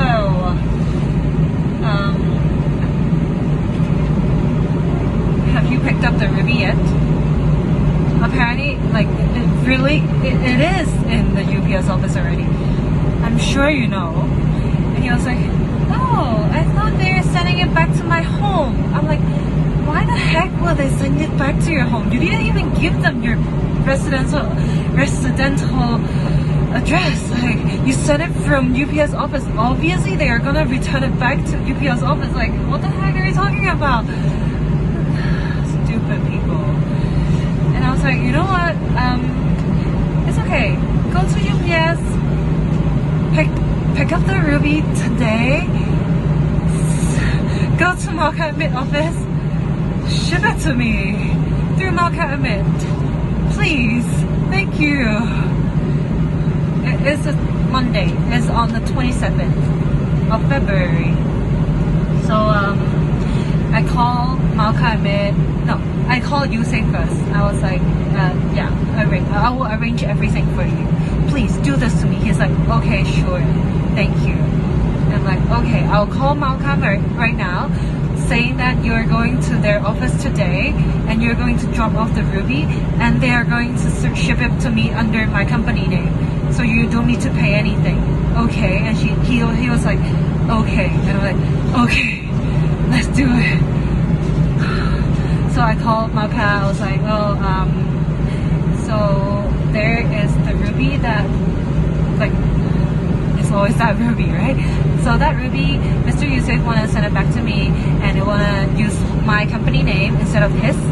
So is it possible? And they're like, yeah, sure, it's possible. So ask him to drop by Malca Amit office today. I'll tell my staff, like colleague, and I'll tell you the exact procedure and what you need to prepare and what value you need to put in and what time you can come, find who. Like, they sent me everything, like all the instructions. So I'm like, okay, thank you very much. I'll talk to Yousaf. And after the phone call, I talked to Yousaf. I'm like, yeah, so these are all the instructions. So please follow and ship it back. Thank you. So it's like a very long list. So I sent him like 2 pages. He was like, okay. And then, like, an hour later, he suddenly sent me the original agreement, like the agreement that he wrote, the one that he asked me to sign for. So he suddenly just sent it to me, and I was like, I already sent it, like I already signed and sent it back to you. What does this mean? And he didn't reply. So I kept saying, I'm like, hey Yousaf, the Malca Amit office is closing at 6 p.m. today. Please let me know when you picked it up and when you dropped, because it's already it was 8 a.m. in the morning for him.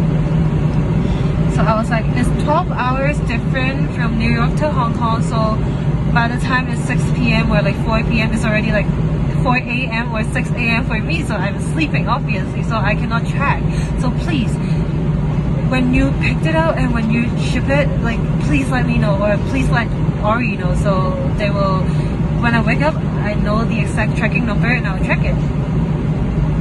And he told me 8 a.m. He was like, please understand, I'm not in there. I have to go to New Jersey UPS office.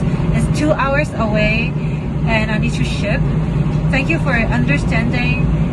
I have my work and appointments too. And I was like, oh, basically we talked on phone. He agreed to ship it to me. And now he's saying what, like, it's 2 hours drive and it's 8 a.m. You can schedule, like reschedule all your appointment. It's like easy.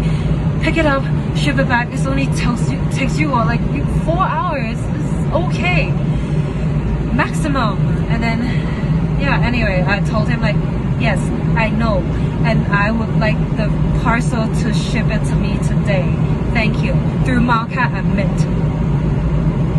He didn't reply. The next day, I was like, hi Yousaf, so have you picked up the parcel yet? Please let me know when you picked up. And Mr. Sigel, which is another staff in Malca Amit, so he is already waiting for him in the office. He is expecting Mr. Yousaf to send him the ruby and then they will help me to ship it back. Easy. So I told him that. And then Yousaf was like, hi Yuki, I'm driving. I cannot make it today. Sorry, I've been trying. I'll get it tomorrow for sure. You just keep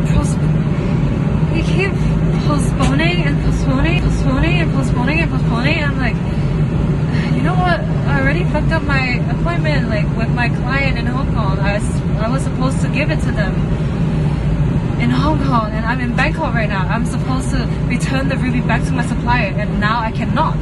So when the fuck are you going to give the ruby back to me? Because there is March show and my Thai supplier is coming. I need to return it back to them in March because they are chasing me already. And then he didn't reply. Next day, Wednesday, March, the 1st of March. I think, yeah, it was the first day of Hong Kong jewelry show. I was back in Hong Kong now. So I was like, hi, may I know what time you're dropping off to Malca Amit office today? I am communicating with Malca Amit office, and he's like, "Hi Yuki, sorry for the late reply. I had minor issue. The package is currently on its way to your reroute and is rerouted." So he sent me the tracking number. He's like, "Thank you." So he basically shipped it through UPS again. And I was like, WHAT question mark. What? Question mark, question mark, question mark. You know, I was so speechless. I was working in Hong Kong jewelry show. I was so busy, and he sent me this text messages. I'm like, why on earth can someone treat someone like this? This is very frustrating. This is very, very stressful. It took me 3 months. Like, what is going on? It's just a simple shipment. I have never done anything in my life, swear to God, like this. This is very, very stressful for me. I'm like, so anyway, I replied him. I'm like, okay, send me confirmation. Can you just send me confirmation, please? If you shipped, send me fucking confirmation. And he said, okay, I sent you the tracking invoice. Tracking number. It's the same one. So he sent me the tracking number. I'm like, can you just send me the screenshot of saying it's on the way to my office? Like, just send me any proof. Don't just say it's on your way. Like, it's not good after all these hustles. Because I've been checking. I check his tracking number on my website. It says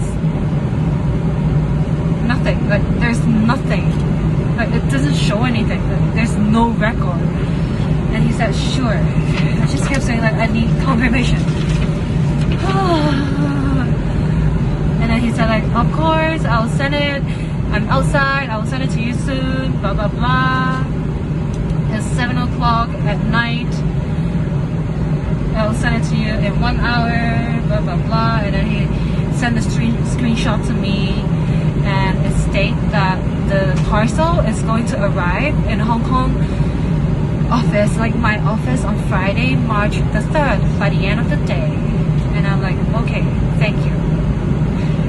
So, yeah.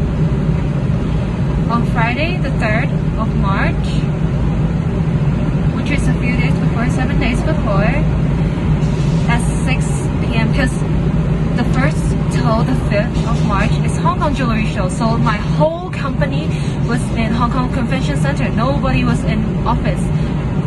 So I specifically asked my staff. I was like, he's called Edmund. I was like, Edmund, can you help me to do a favor? My client has shipped a ruby back to me. They're gonna be in office on the 3rd. Hi guys, sorry, my phone ran out of battery and I fell asleep just now, sorry. Anyway, so back to my ruby. So I asked my staff to go back to my company just to help me to, you know, pick up the shipment on the 3rd of March. So on the 3rd of March at around 6:30 p.m. Edmund called me. He went back to my office and then he was like, oh, hi Yuki, I just received a call from UPS. So they're delivering the parcel very, very soon. So it's gonna be around like 6:30, around that time. I'm like, okay, well, keep me in touch.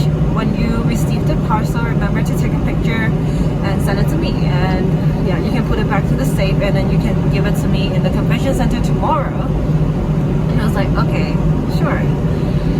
And yeah. So, well, UPS delivered. It was like, ding dong. Hi, is this Yuki? And I was like, yeah, this is the parcel, right? And then UPS was like, yes. Can you sign it here? And Emily was like, yeah, sure. And then signed and took it. UPS, that delivery guy went away, and Edmund opened the parcel, and then he took a picture, and then he sent it to me through WhatsApp. Took a picture of the ruby and also the package. And my staff was like, "Oh, Yuki, the ruby is very beautiful." I'm like, "Yeah, the ruby is very beautiful." It's like 2 mil, of course, it's beautiful. So yeah, he just put it back to the safe and then he went back home. The next morning, on the 4th of Saturday, the 4th of March, so at around 11:30 or 11:45, my staff came to the convention center and then I was there already. So I was like, "Hi Yuki, so this is the stone. Please check if everything is okay." And I'm like, "Oh my god, thank God it's finally in my hand. Like, I've been waiting for it for so long." And thank God there's still one more day, like, well, technically 2 more days for a jewelry show. So I was like, okay, let me open it, let me take some pictures and videos, and then I will immediately go to my Thai supplier's booth and I'll return it back to them. Like, it has been a promise for me. So I took some pictures and then I'm like go up to their booth, like my Thai supplier booth, because they're still exhibiting right now. So I was like, "Hi guys, I am really sorry. Like, I know I was saying that I made the deal with my clients and I bargained so much with you, and you guys were so nice to me that you gave me such a good discount. But unfortunately, well, like, because my dad has been talking to them already, so they knew that the transaction, like the business deal was cancelled. So they were expecting me to return the stone already, like a month ago." And I was like, "Yeah, sorry, it took me so long to just, return the ruby back to me. I was supposed to return it back to you in Bangkok, sure, right?" And they were like, No, Yuki, it's okay. As long as the ruby's here right now, then it's fine. Like, it really is okay. And then I'm like, yeah, I feel really sorry about it. So yeah, they were like, "Okay, well, let me see the ruby right now." I'm like, "Yeah, sure, okay." So I gave the ruby to them. They opened it in front of me, and immediately they were like, "Oh," they look at it and it was like, "The ruby is not mine." And I'm like, wait, what do you mean? And he was like, "No, so it is a father and a son." So the son was like, "My original ruby, when I sent it to you, the ruby had a chip, like a fracture on the girdle, and this one does not have any fracture or like the chip on the girdle. And also, when the original one, the ruby had some scratches on the bag, but this one is completely clean. Like, there's no scratches or chips or whatsoever." And I'm like, like I feel like my whole world just collapsed at that time. I was like, "Oh, wait, let me see," because I also took some pictures when I shipped the original ruby to my client. So I knew that there was a chip. Like, I confirmed with everyone. Like, I confirmed with my supplier, I confirmed it with my client. I was like, this had a chip, and I zoomed in. I was like, make sure, like, when return it back, it's just fair to everyone. So I took a lot of pictures before I shipped the ruby to New York, so I knew what my supplier was saying, because yeah, the original ruby had a chip. And then I was like looking at it, the new one, like the one that returned it back to me, and I was like, holy fucking shit, like, this is like, basically I was speechless. Like, I have no clue what should I do at that time. And then my supplier, they were like, "I think your client tricked you for real this time, and like, let me call him right now." So I tried to, it was before 12 o'clock. So supposedly New York time is also before 12 at night. So normal people don't sleep. Normal people don't sleep before 12, I think. So yeah, I was like, I kept calling my client. I'm like, I need to sort this out. Like, what on earth is going on? It took me 3 months for this shit, and now I have a synthetic ruby on my hand. So the real ruby is basically somewhere in the world. Like the 2 million one is somewhere in the world that I have no clue where is it right now. It's just so, I don't know. So I kept calling my client. My supplier were next to me. They were really nice. They were like, Yuki, calm down. Like, everything is going to be okay. Just find your client first and talk to him and see what he's saying, and we'll figure it out what is the next step.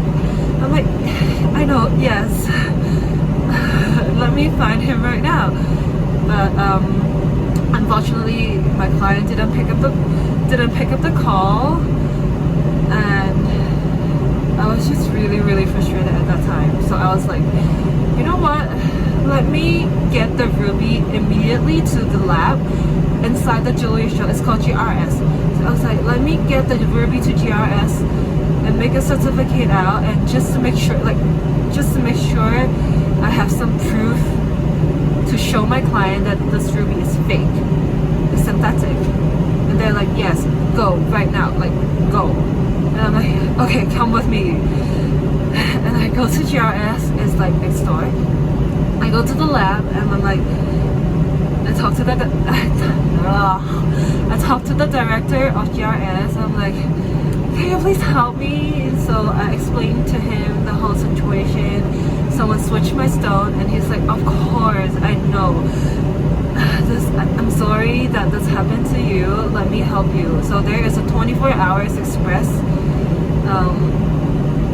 certificate that you can do. It cost me, I think, around $470 US. I'm like, no matter how much this is, I definitely need a certificate to show that it's synthetic. And he's like, okay, yes, do it. I'll help you do it. You can get the certificate tomorrow in the afternoon at around 1 p.m. And this the report gonna be like hotel report. How can I say it? I forgot the English. Like verbal report only. And after, I think, 5 to 7 working days, you will receive the real, paper report. We'll ship it back to you. I'm like, yeah, okay, thank you, do it. So, but then the director of GRS, he was like, but according to my experience, this looks very fake to me already, and this looks 99.9% synthetic. And I'm like, just help me to do the report, and thank you very much. And he's like, it's okay, sure. So I sent the stone to the lab. I waited for 24 hours, the whole day, like the whole Saturday. Literally, I couldn't really walk. Just like, my head was full of it. I don't know how to explain to my dad. Like, it's just so much for me. I already got so much work in the jewelry show. This is like, I think, 1, 2, 3. 1, 2, 3. I think 4th, 5th show this year for me. Like, it's only like 3 months, and I already have 5 shows in a row, and I'm already so stressed. And there's like so many clients requests and everything. I've been busy like 24 hours, and now I need to deal with this synthetic stone, and I still need to find the real stone. And my supplier is flying out back to Bangkok like 2 days, like I think Sunday or Monday.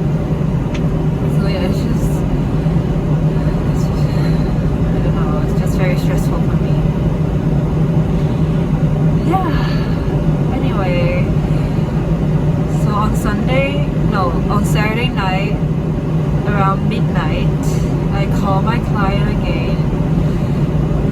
I was like, hey, Yousaf. He picked up the call at like 2 a.m. in the morning, like Hong Kong time. I kept calling him. He finally picked up, and he was like, hey Yuki, how are you? What's up? Like, did you receive the ruby? It supposedly arrived in Hong Kong office on Saturday. And I'm like, yeah, I received the ruby. And what is going on? It's fake. You gave me a fake ruby. You switched my ruby. You switched my 10.03 ruby to like a 12. Even the carat weight is different. Like I sent it to the lab. It's like 12 point. Let me check.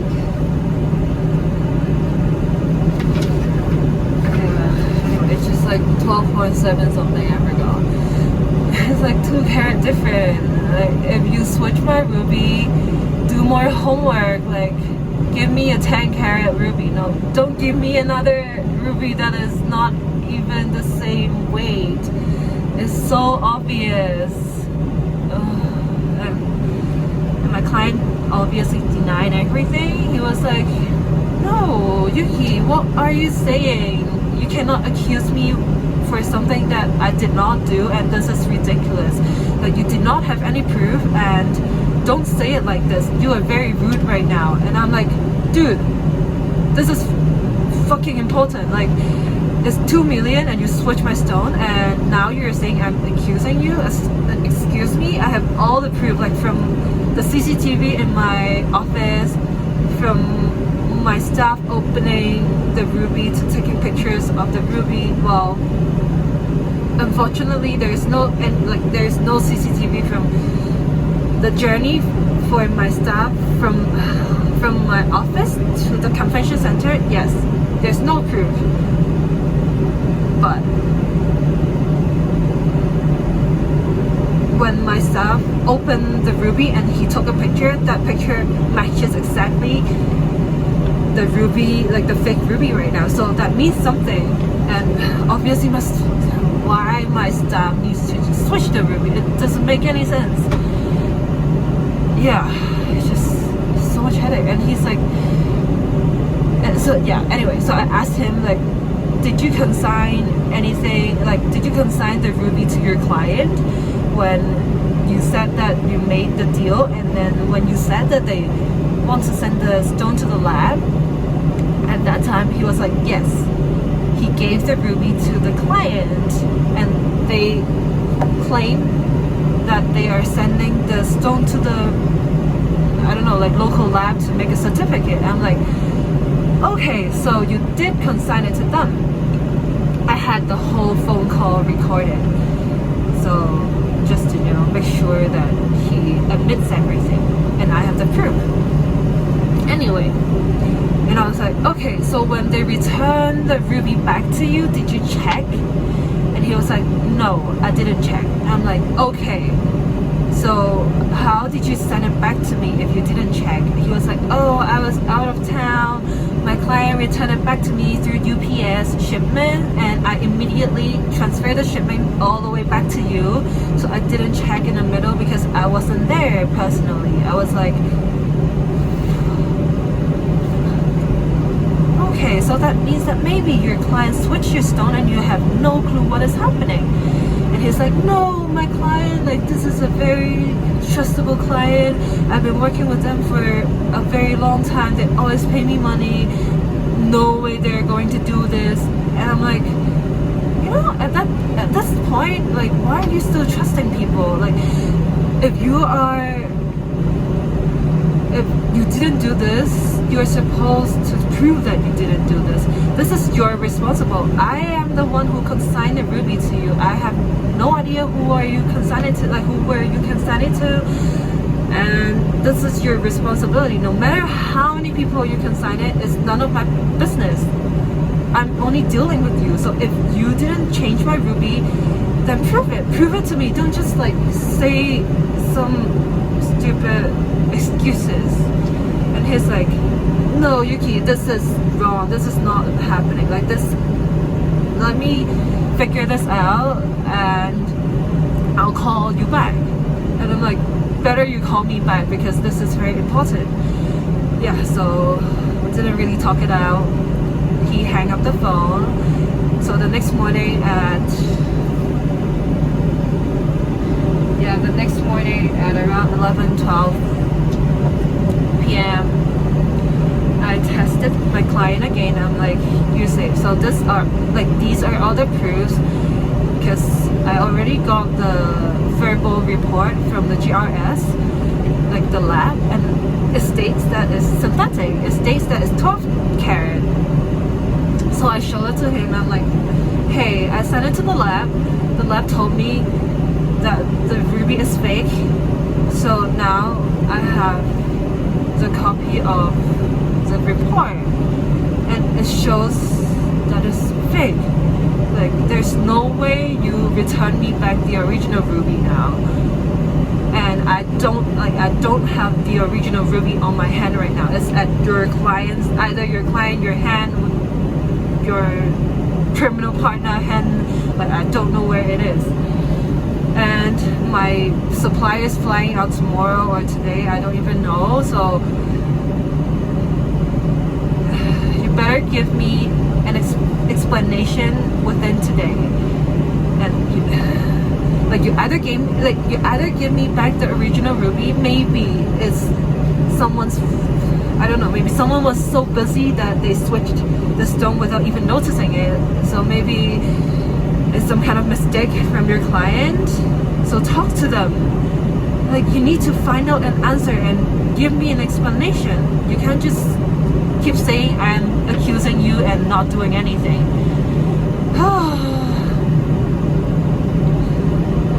Just so ridiculous. So yeah, I just sent him all the pictures, all the videos of the new stone, the fake stone. Well, fake, yes, it's not even this. The fake one. Send him all the pictures, send him all the videos, and I'm like, look at it yourself. This is not the same one as the one that I sent you. Anyway, I took the picture of the UPS package as well, like the package that my admin, my staff sent me.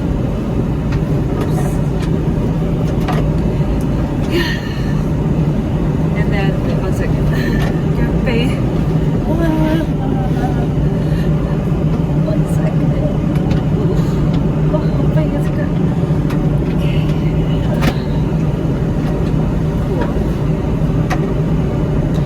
So yeah. And well, thankfully my client didn't run away or anything. So I don't know. So at 8:45 p.m. on Monday, he replied me. He was like, "This is a stunningly accusation, and before you embarrass me and try to destroy my reputation like you did in Hong Kong show, because I opened the ruby inside Hong Kong show so everybody actually knows what's going on. I was asking around, like, do you know this guy? Like, I cannot find him. I cannot find my client." I was very, very frustrated. And then, you know, a lot of people obviously believe me. I've been, like, not me, I've been in this business for only 7 years, but my family, like, my father has been in this business for almost so many years, and we've been dealing with a lot of people for a lot of times, and we have very, very good reputation. Obviously people are gonna believe me. Like, my client, nobody knows him. It's just yeah. Anyway, so I told my client I've been going around and asking for your information. Like, do people knows you actually? Like, who are you actually? And who are your clients? I need to know by now. So he was like, you cannot destroy my reputation. Like, this is very wrong, like unethical. You cannot do this because you don't even have any proof. Yeah, basically he said, think hard of the legal consequences. I have in my whole life never had a single problem with anyone. This is unbelievable. When you're in New York, please let me know. Thank you for your understanding. I sleep at night, so you message me usually around midnight. It's 5:45 a.m. I just woke up. Doesn't matter. I was like, hi Yousaf, did you ask your client about it? Did you talk to them? Can we make a quick phone call right now? Question mark. And at around 11 p.m. Hong Kong time, he was like, hi Yuki, I'm in a meeting at the moment. I would rather talk to you face to face in New York. I'm not going to discuss this anymore in text or calls. If you are not coming to New York show, I will come to Hong Kong. Thank you for your understanding. And I'm like, I need to talk on phone right now. This is very urgent. I cannot wait until I'm in New York. It's like a week later. I'm not willing to wait until we meet. Please call me when you finish the meeting. And he was like, I am not comfortable. This is a setup. And I'm like, as soon as possible, please. And he's like, okay. And I'm like, so around what time were you finishing your meeting? So let me mark it down. It's 11 p.m. in Hong Kong. I need to sleep. I cannot just wait for you for another 6 hours and talk to you for this stupid shit.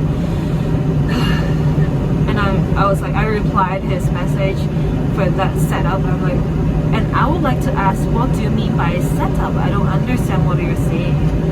And he was like, when are you coming to New York? What day? I'm like, I will arrive in New York the 10th of March afternoon, and I will go straight to my lawyer and the police. If this is an incident, no. If this incident is not sorted out by the 10th of March, our company will start filing a lawsuit. Simple. And he was like, please let me know if you want to meet when you come to New York. I'm not stopping from anything. We know lawyers too. And I'm like, we will meet for sure. So yesterday I texted him again. I'm like, I'm coming to New York on the 10th. Can we arrange a meeting on the 10th when I arrive to Hong Kong? When I arrive New York? I call my other friends in New York, and they're really nice. They were like, Yuki, if this is happening, we can meet in my office, like you and your client can meet in my office, and then we can sort it out together. And I'm like, okay. So I asked Yousaf, I'm like, I'm landing at 12. Can we meet at around like 3 or 5 p.m. just to, face to face talk it out? And he said, no, I'm out of town, and I can meet you on Monday, the coming Monday, inside the jewelry show. And I'm like, you know what? Okay, sure, but please confirm, what time are you coming to my jewelry show? And he was like, okay, I'm coming at 12 on Monday for sure to meet your father. Sorry, someone is knocking. 1 second. Okay, so let me just wrap everything out.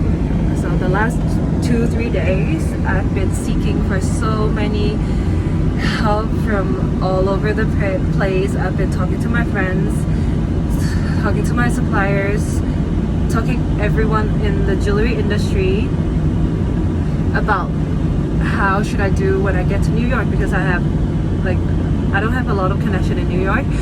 And this is the first time happening to me, so thank you so much for everyone that helped the last few days, especially you know who you are.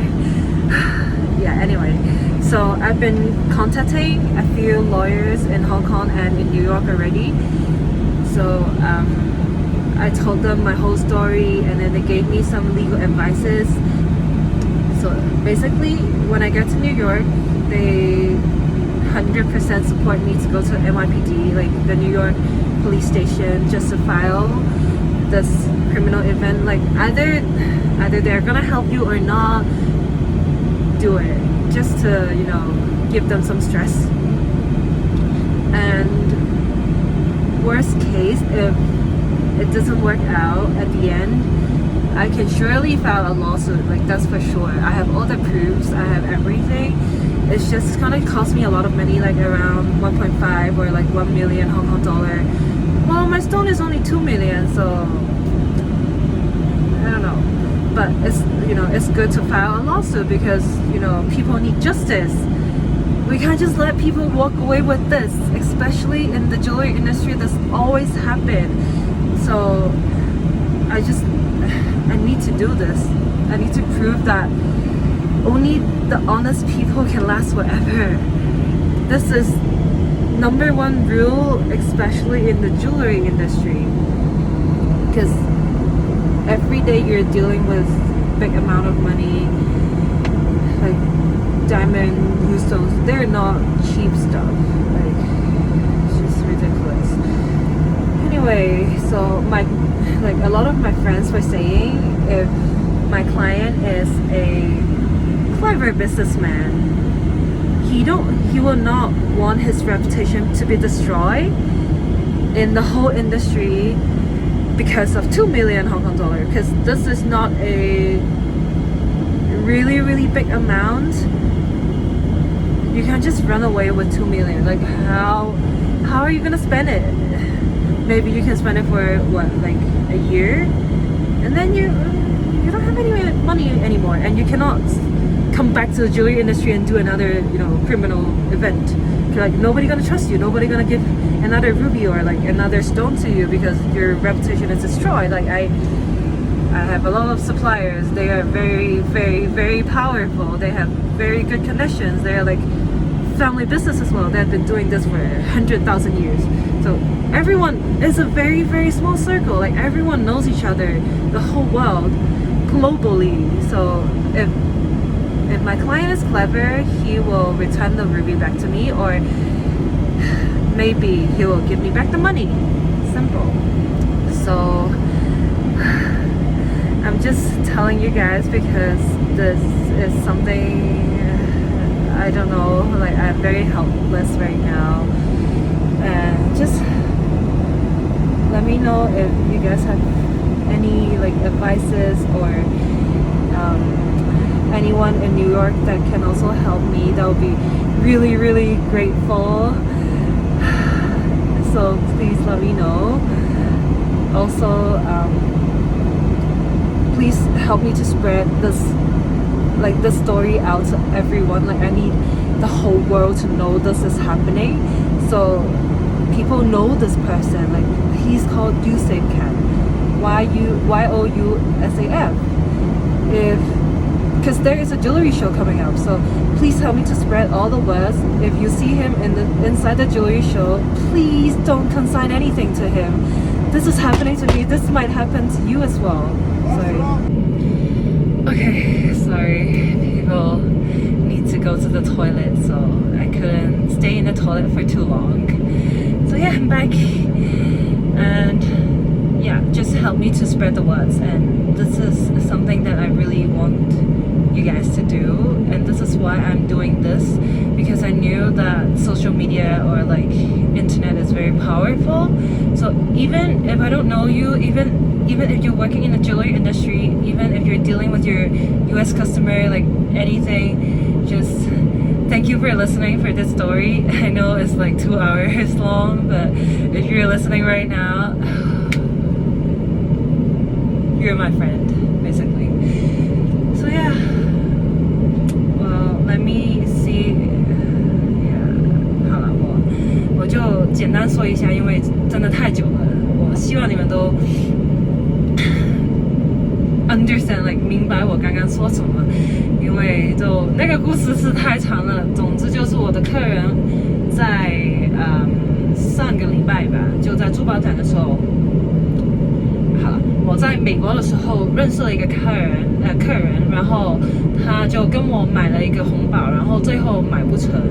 我那个时候是 ship 了去美国给他，然后他就给了那个他的客人看一下，然后他的客人很喜欢啊，就说啊好我要买，然后我的客人叫 Yousaf， 那 Yousaf 就跟我说OK my client is buying like 我的客人要买这个红宝了，你要开 invoice 了，然后我就开了一个 invoice 给他说好，那你明天就或者是今天汇钱给我吧，去我公司的 account。他说 OK 没问题，因为他的客人已经给他钱了，所以他一定会给我钱。我说 OK 好，但是他就跟我说没事，不是，他说他的客人要把那个红宝拿去 GRS 也不是 GRS 是什么 local lab 了，就一个 lab 做一个证书，就证明这个是实卡的红宝。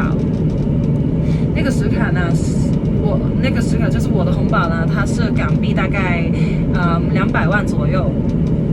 然后我说，那如果你是拿去 lab 的话，那 OK，你跟我说那个 report 是怎么样，你就拍一个照给我。如果出了 report 的话，他说 OK 没问题。那就隔了可能我也忘记了，就大概1个星期吧，他就一直没有给我钱。但是红宝他是拿走了，对。然后我就那个时候很急啊，我就说，那你什么时候汇钱给我？因为都差不多10天了，好像那个时候。然后我客人就一直说啊，对不起 Yuki， 我现在不在 town， 就我不在城市里面，所以我看不到我的客人。然后我回来的时候就会跟他们见面，然后跟他们说清楚。然后我说好，那你什么时候回来？然后他说好，明天吧。然后我说那 OK 好。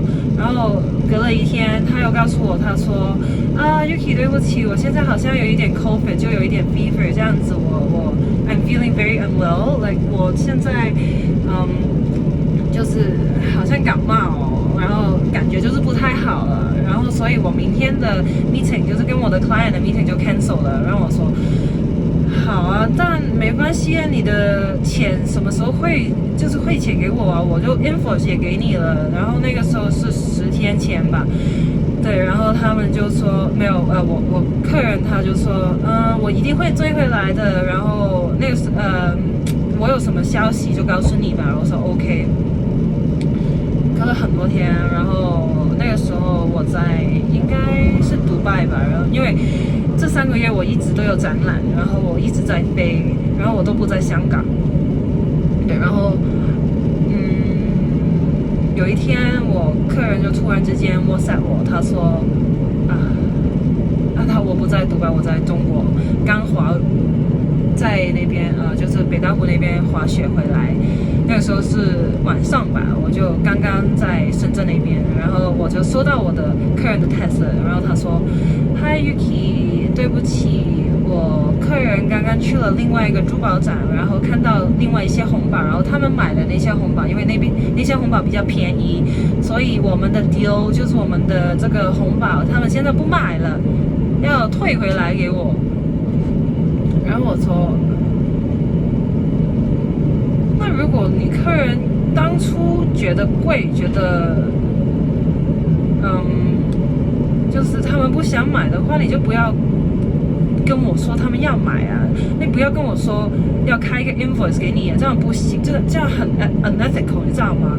对，如果你 confirm， 就是那个时候他们已经跟我聊了很久，就是说我要 discount， 然后我就跟我 supplier 说可以给我一个 discount 吗？然后就说了很久了已经，然后那个价钱都已经讲好了，对，然后对，到头来就他们跟我说是红宝太贵了，然后他们不买了，然后要退给我，然后我说好没关系，那你退给我吧，因为我那个时候考察是星期5、星期6我也忘记了，然后我星期1有一个客人要看在香港就看那个红宝，所以我就跟他说我星期1一定要，就是那个红宝一定要到我手上。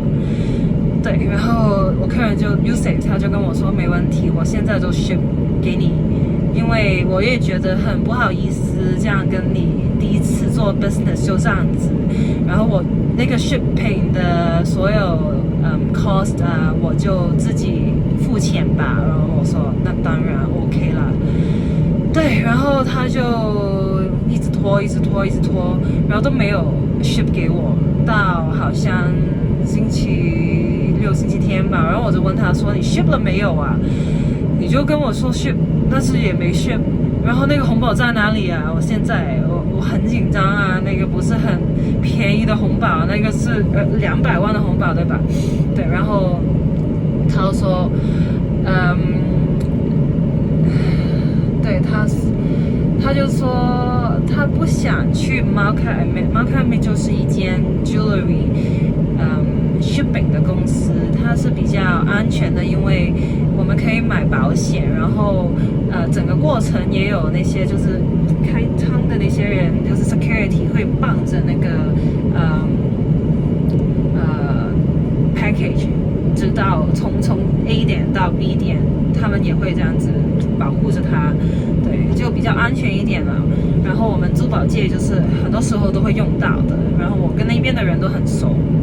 就香港的 Malca 跟美国的 Malca 也很熟，然后我就跟他说，你一定要就是把我的红宝从这个 shipping company 寄回去给我，因为这是我相信的 shipping company， 不要用另外一些 shipping company， 因为很多 shipping company 也是不是保险可以包的，对，然后他说 OK 没问题。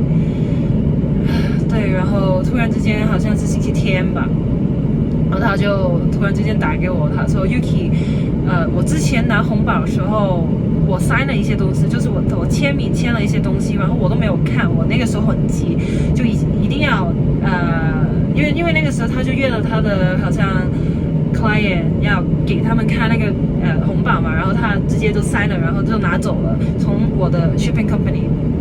所以他也没有看是 sign 了什么东西，所以他觉得很 unsecure， 就是很不安全，因为他们好像是拿了他的 ID。那个时候为什么我的 shipping company 要拿他的 ID 呢？是因为要跟我确定是不是这个人。如果是这个人的话，他就可以拿走；如果不是这个人的话，他就不可以拿走了，对吧？对，然后他就只是 confirm 一下，然后他就说他们拿了 ID 不知道要做什么，然后他们也拿了我的签名不知道要做什么，然后我说那如果你不知道的话，你就自己去问他们啊，他们一定会给你 copy 的，对，你不要这样说，对，然后他就对，然后我就打给了那个 shipping company， 我说你有 force 他就是我的客人签一些什么东西吗？然后他说没有啊，就是一些很简单的文件而已啊。然后我说好，我知道，好，谢谢这样子。然后我就跟我客人说，他们没有 force 你任何的东西，你为什么要这样说？如果你真的要 copy of what you signed for， like 你签了什么名字的话，你可以直接去那间公司，他们会给你 copy， 他们会 explain， 就很主动的告诉你所有事情，你签了什么是什么的。然后那边都说我客人可以什么时候都可以找他们可以解释清楚。然后客人就一直说这样不行，这样很难的 ，like this is not right。你那间公司实在是我也不知道他在说什么。总之就是说他不再相信这个公司。对，然后我就觉得很委屈啊，干嘛？然后他就说我不会再用这个公司了，我会用 UPS。你知道 UPS 是什么公司吗？就是一个很简单的 shipping company， 不是 ship jewelry 的。UPS 是 ship 就便宜的东西，不是200万一个红宝的东西。如果在中间发生什么问题，就是运送的过程发生什么问题的话，我也不知道是谁要负责这个责任，就太危险了。然后我就跟我的客人说，我说不行，你不可以用 UPS， 你一定要用 Malca 这个 shipping company， 因为 UPS 实在是太危险了。然后他说不行，然后他就直接去 UPS 寄了给我。哇！我当场就是发疯了，我说你根本 ，You're not listening to me. This is ridiculous. Anyway， 所以我就跟他说好，没事，你不寄也寄了，那你可以就是发我那个 invoice， 就是 shipment invoice 嘛。然后他说 OK， 我可以给你 tracking number， 然后你就可以自己查那个 package 到哪里。然后他说应该星期一，就是你约你客人的那一天 ，package 就会直接到你公司了。然后说 OK。好，那你给我 tracking number， 然后他说一直拖也没有给我 tracking number， 然后我就问他说你真的 ship 了吗？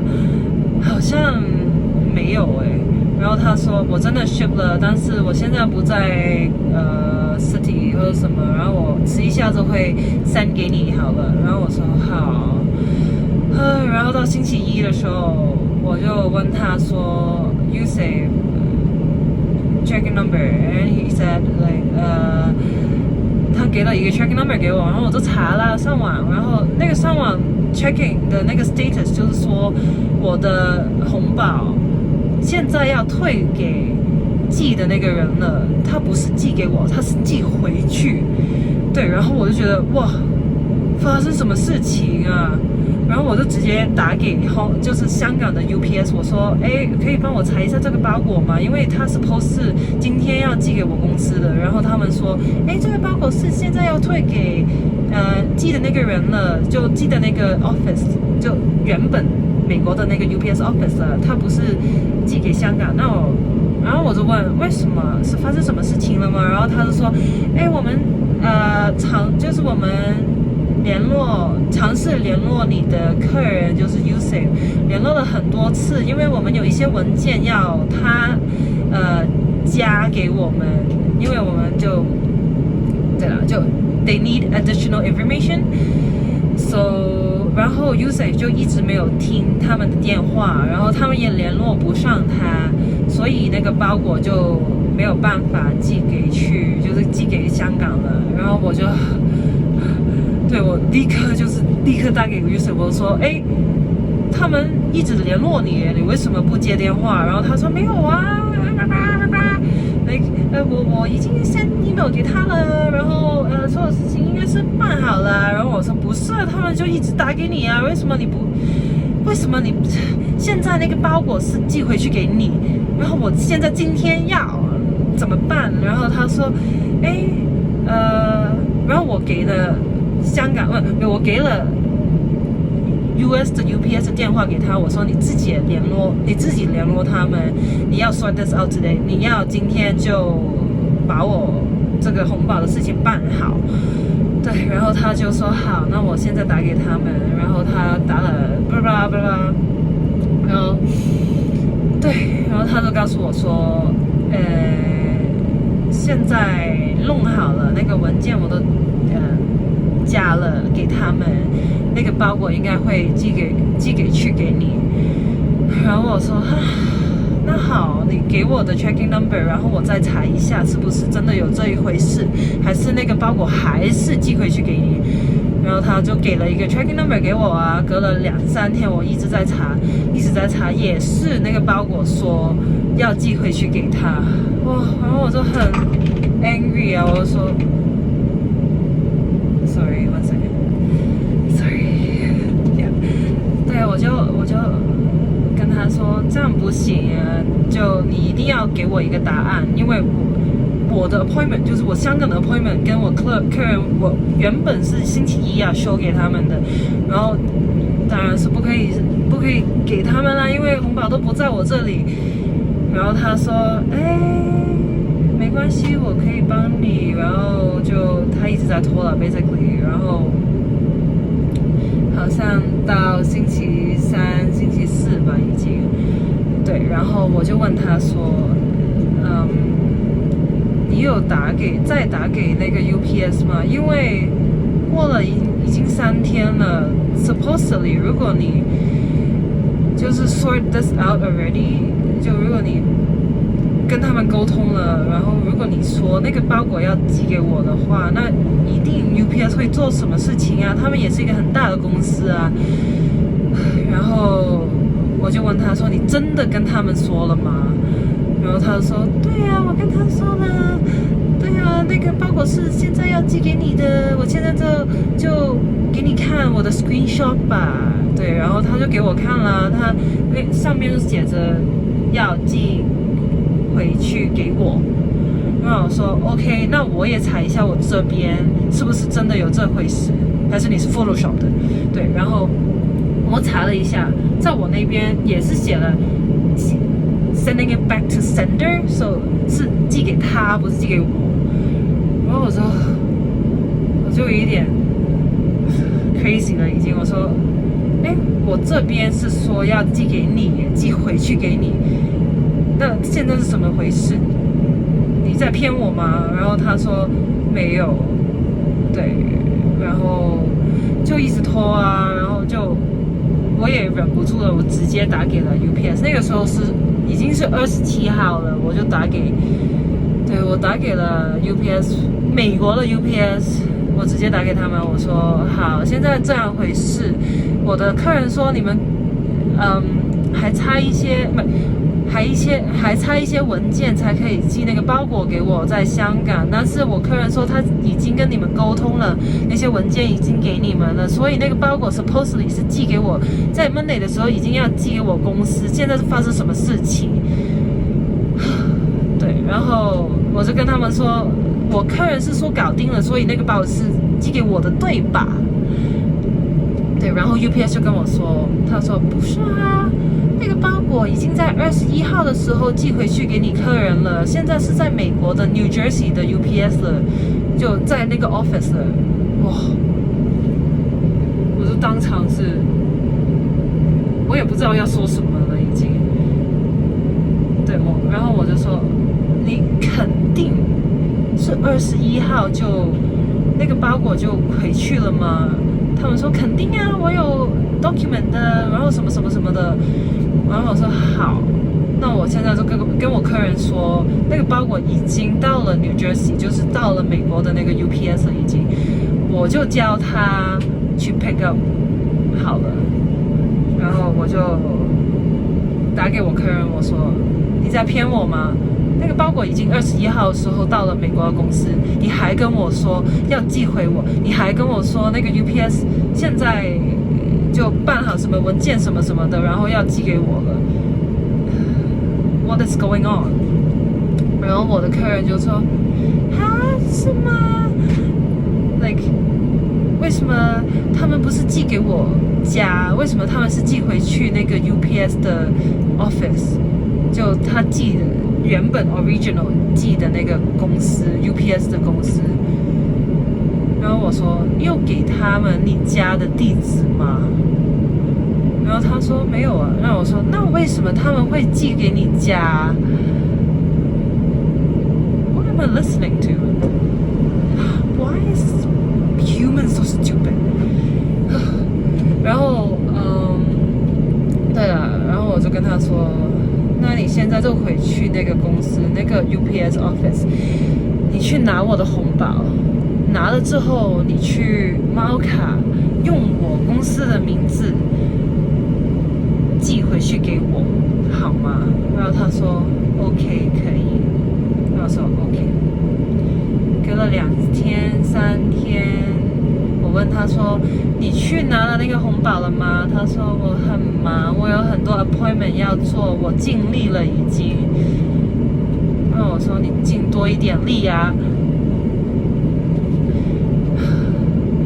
就很 frustrated 啊，因为那个时候已经是28号了，对，27、28号了。Supposedly 我跟我的 supplier 说了一声，就是说那个红包我卖不出去了，我要还给你。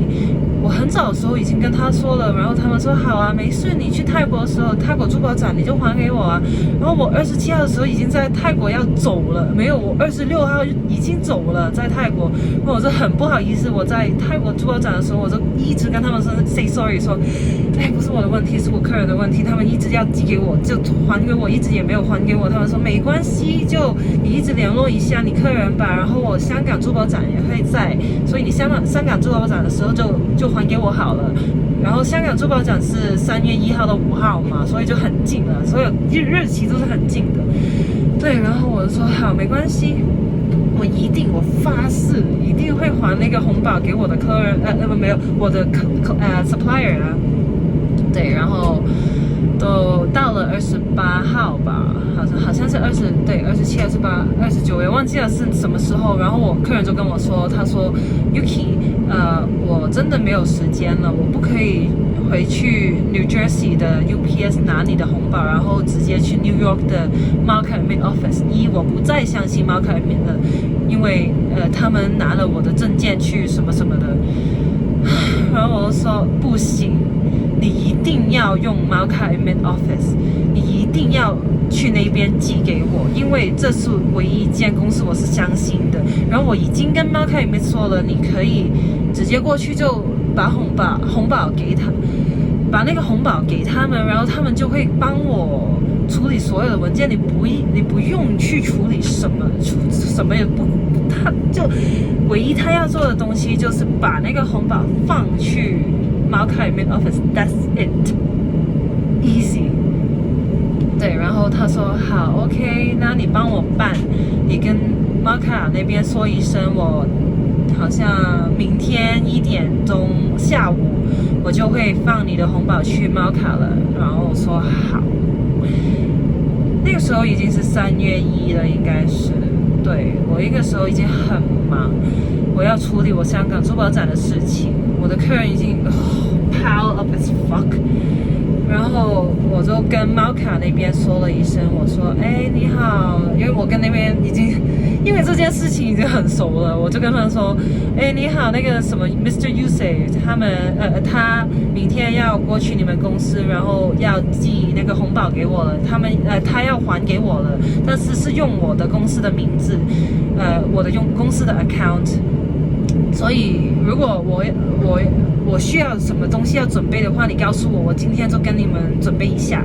然后那个 Ori 就是 Malca 的那个 manager， 他就跟我说，他说好啊，那我帮你办，我现在就 send 那个 email 去跟所有人说Yousaf 明天会来。然后他就给了一个很长的 instruction， 就是什么declare value 啊，什么要怎么赚那个invoice， 然后什么就很长的一个 email 跟那个 WhatsApp 的 information， 就告诉我如果 Yousaf 到了那个 New York 的 office， 他要做怎么办？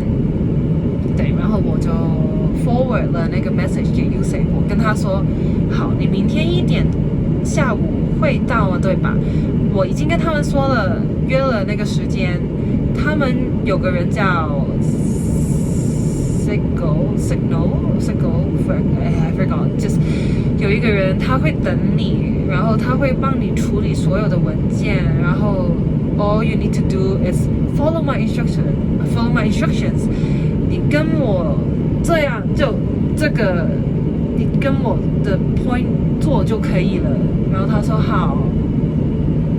到了明天，我就问 Yousaf， 我说你今天是会去 New York 的 office Malca， 然后把我的红宝放过去对吧？然后他说那个时候是8点多早上，然后他就说我现在在什么开车，我可能就是说看一下待会有没有时间帮你处理这个事情。我说你不要这样跟我说，这是 your top priority right now. You should sort this out. And I've already contact， 我跟美国那边就是那个 Malca 的公司的人已经说了 ，email 也 send 了，就很 official 的，他们在等你。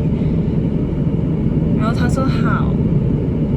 当然了，到了1点2点，就2点3点4点，他也没有出现。然后我就很急，我就跟他说。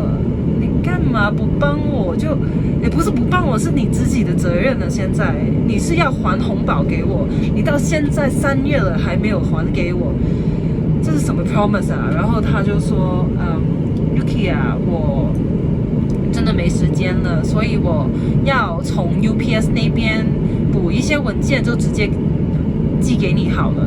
因为我说不行，我不用 UPS， 我不想要用 UPS， 它太麻烦了。然后他说不行，我已经做了，我已经寄了。然后我说fuck my life。就说好吧，如果你就做了，你已经跟 UPS 说了，已经跟 UPS 寄了的话，你给我 confirmation， I need confirmation， 因为之前发生太多事情了，你不可以这样就跟我说你寄了，然后没有寄了，然后寄了给我，然后寄给你自己这样子。对，然后他说 OK， 我今天回去就发这个 tracking number 给你，然后说好。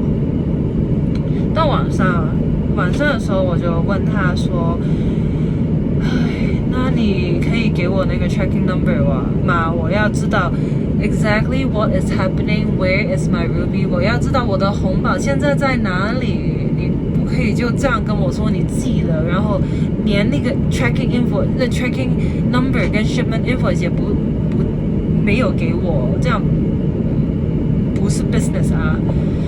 然后他说 OK， 然后隔了很多小时他才给我，那个时候是2号，好像是1号还是2号，我也忘记了。对，然后好，我就上网查了一下，真的那个 UPS 的 package 就说3号的晚上，就是 by the end of the day， 3号的时候香港时间，那个包裹就会直接到我的香港的公司。因为那个时候是香港珠宝展嘛，所以我全公司的人都去了珠宝展工作，没有人在公司。然后我2号晚上的时候，我就跟我的一个员工说了一声，他叫 Edmund， 我就跟他说 Edmund， 你明天可以帮我回去公司，就待在公司坐在那边等我的红宝嘛，因为我不知道什么时候会寄回去我的公司，但是他是确定了3号by the end of the day， 就下午吧，应该就会寄到我公司了，所以你可以从12点就坐在那边吗？然后 Edmund 当然是说 OK 啦，他是我员工啊。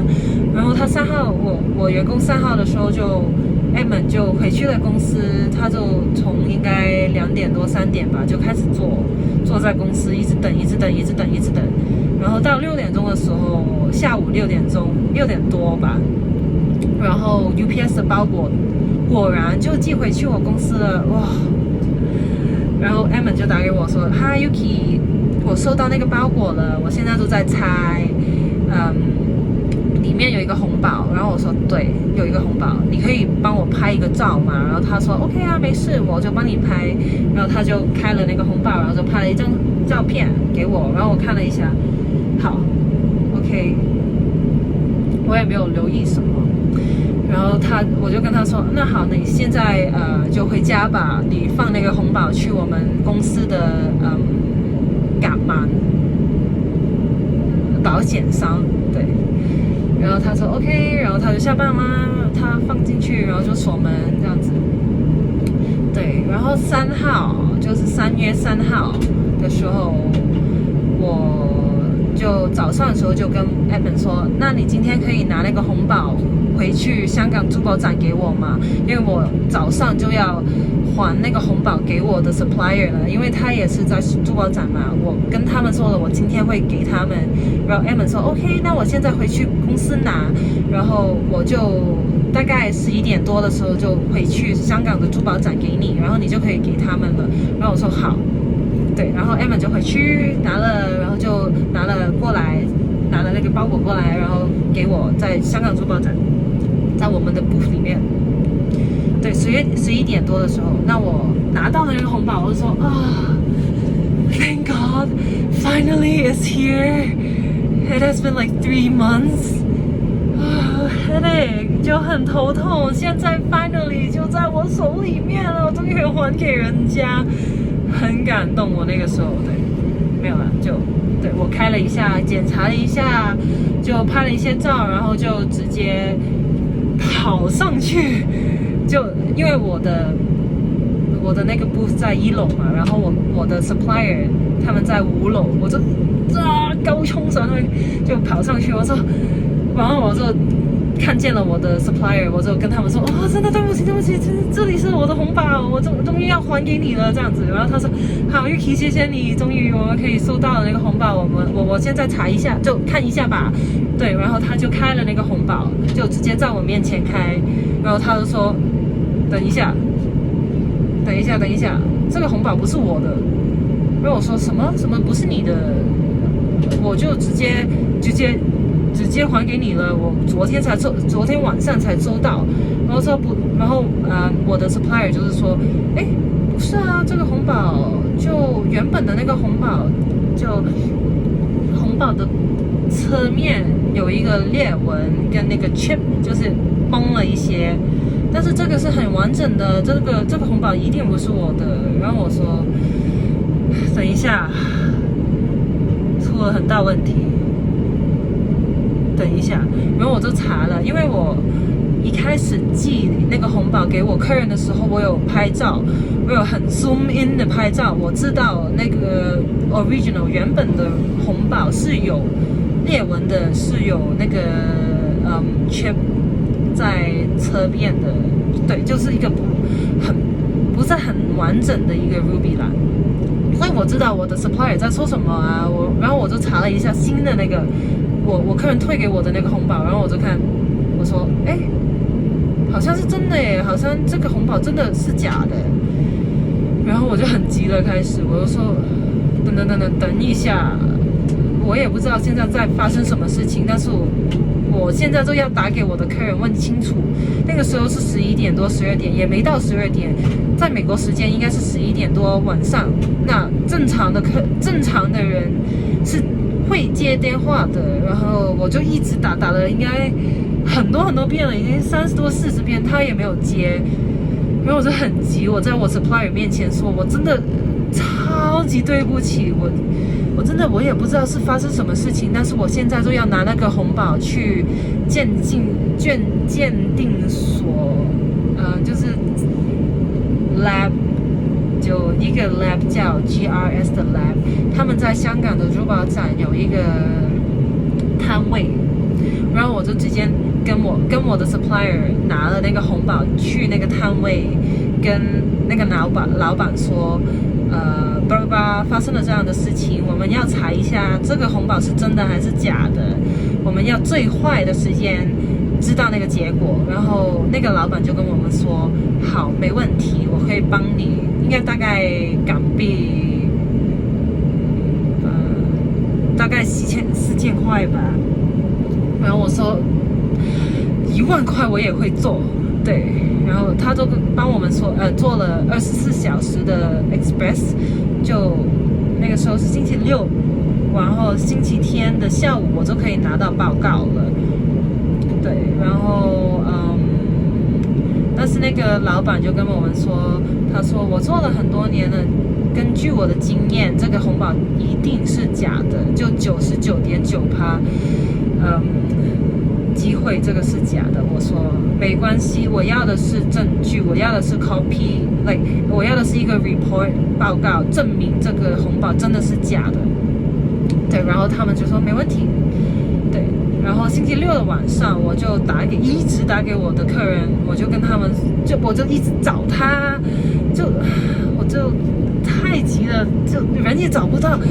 如果真的那个红宝不见了，原本的红宝不见的话，我就要赔200块，不是200块，200万港币给我的 supplier， 这是不是一个很少的数字，对吧？对，然后一直打给他到晚上2点多，他终于接电话了。然后他就跟我说 ，Hi Yuki, what's going on? What is happening?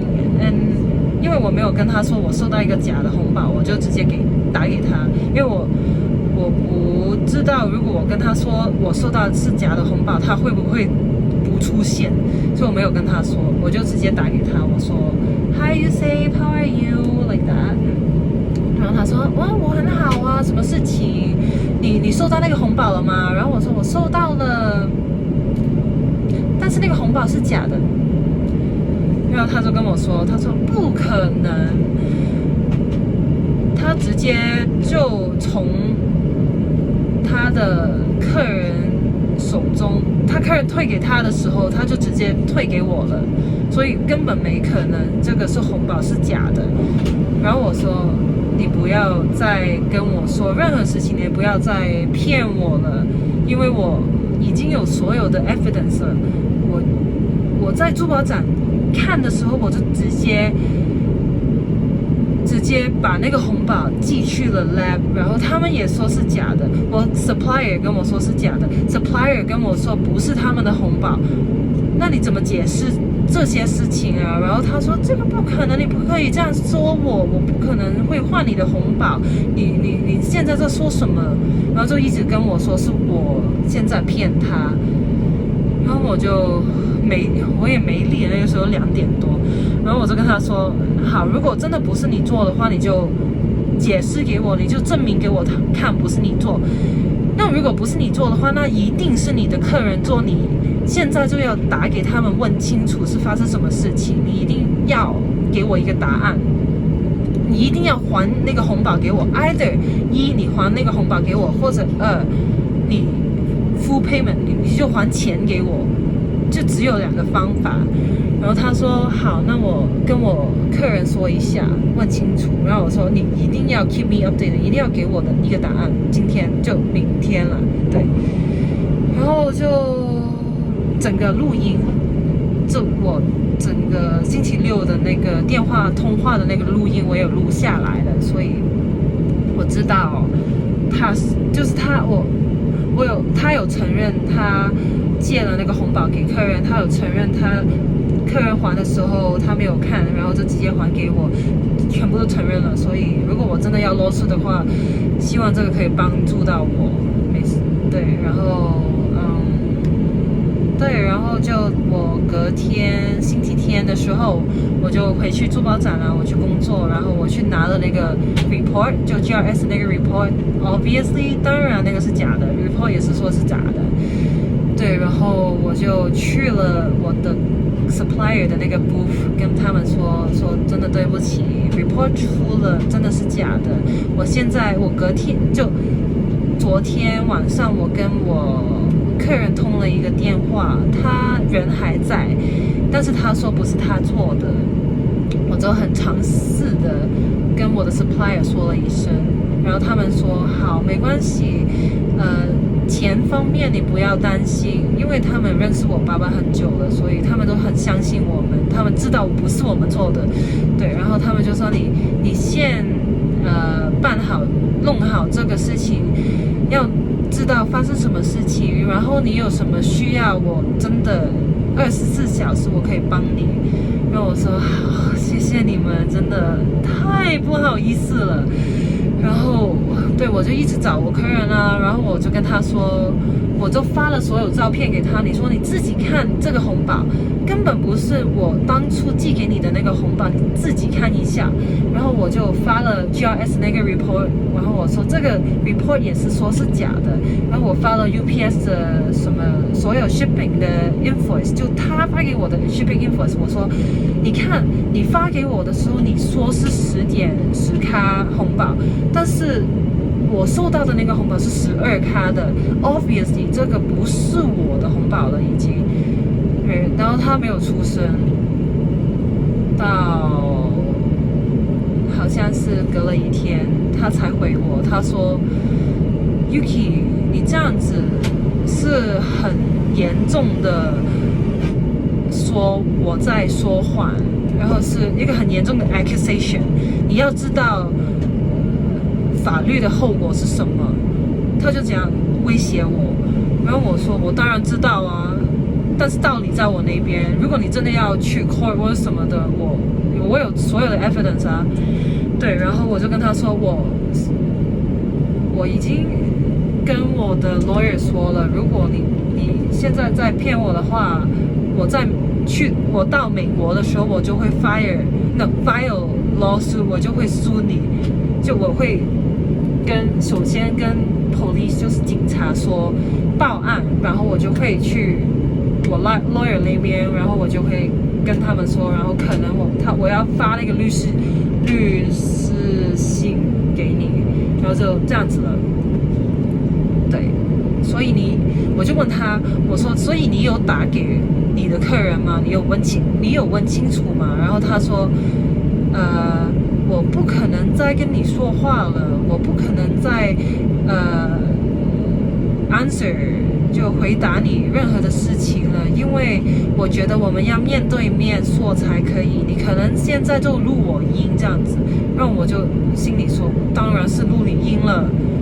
对，然后我就跟他说，我说我下个礼拜才去美国，我这个礼拜要干嘛？你不可能这样就走掉。对，然后对，然后我说我不理你是什么原因，你一定要跟你客人说清楚，然后你一定要给我一个答案。然后如果我去美国之前你也没有给我一个答案的话，我真的要去警察局，我真的要跟我 lawyer 说，我真的要告你了，这个是 criminal event， 你要坐牢的。对，然后他就说 OK 啊，好像是昨天吧，然后我这几天就一直在找我可以帮助到我的朋友，因为我在美国那边没有什么很多的朋友，我就只有我的 client 啦，就 New York 的 client， 但是 New York client 也不是说很多，就可能有1-2个是很大的，然后他们也有一点 power， 就是一点 connection 这样子，然后他们就一直在帮我那边处理这些事情，然后我就也发了跟很多的 supplier 跟珠宝业里面的人说了一声，说你们要小心这个人，然后你可以帮我查一下这个人的背景是什么，因为我没有跟他做过任何的 business。如果你们见到这个人的话，你可以告诉我一声嘛，然后你有什么消息也告诉我。所以我就发疯了，就一直跟人家说，对，然后所有人都在帮我，所有人都说好 Yuki 没事，我知道这个事情就是不是经常会发生的，我就they are very sorry that this is happening to me。 对，然后我就对了，所以真的谢谢这几天帮我的朋友，真的谢谢你们。对，然后我就跟我客人一直在联络，一直在联系，我就跟他说我10号就是今天了，10号我就会去美国了，然后那个时候我们可以约个时间见个面嘛，我们一定要说清楚这个事情。对，然后他说10号他不在美国，就不在 New York，他星期1的时候他就会来珠宝展，就美国的那个珠宝展，直接找我去我的摊位，12点钟的时候。然后我说好，你如果真的直接去我珠宝展跟我说，那我星期1 12点我就留那个时间给你，我爸爸我弟弟跟你就直接在摊位里面讲清楚。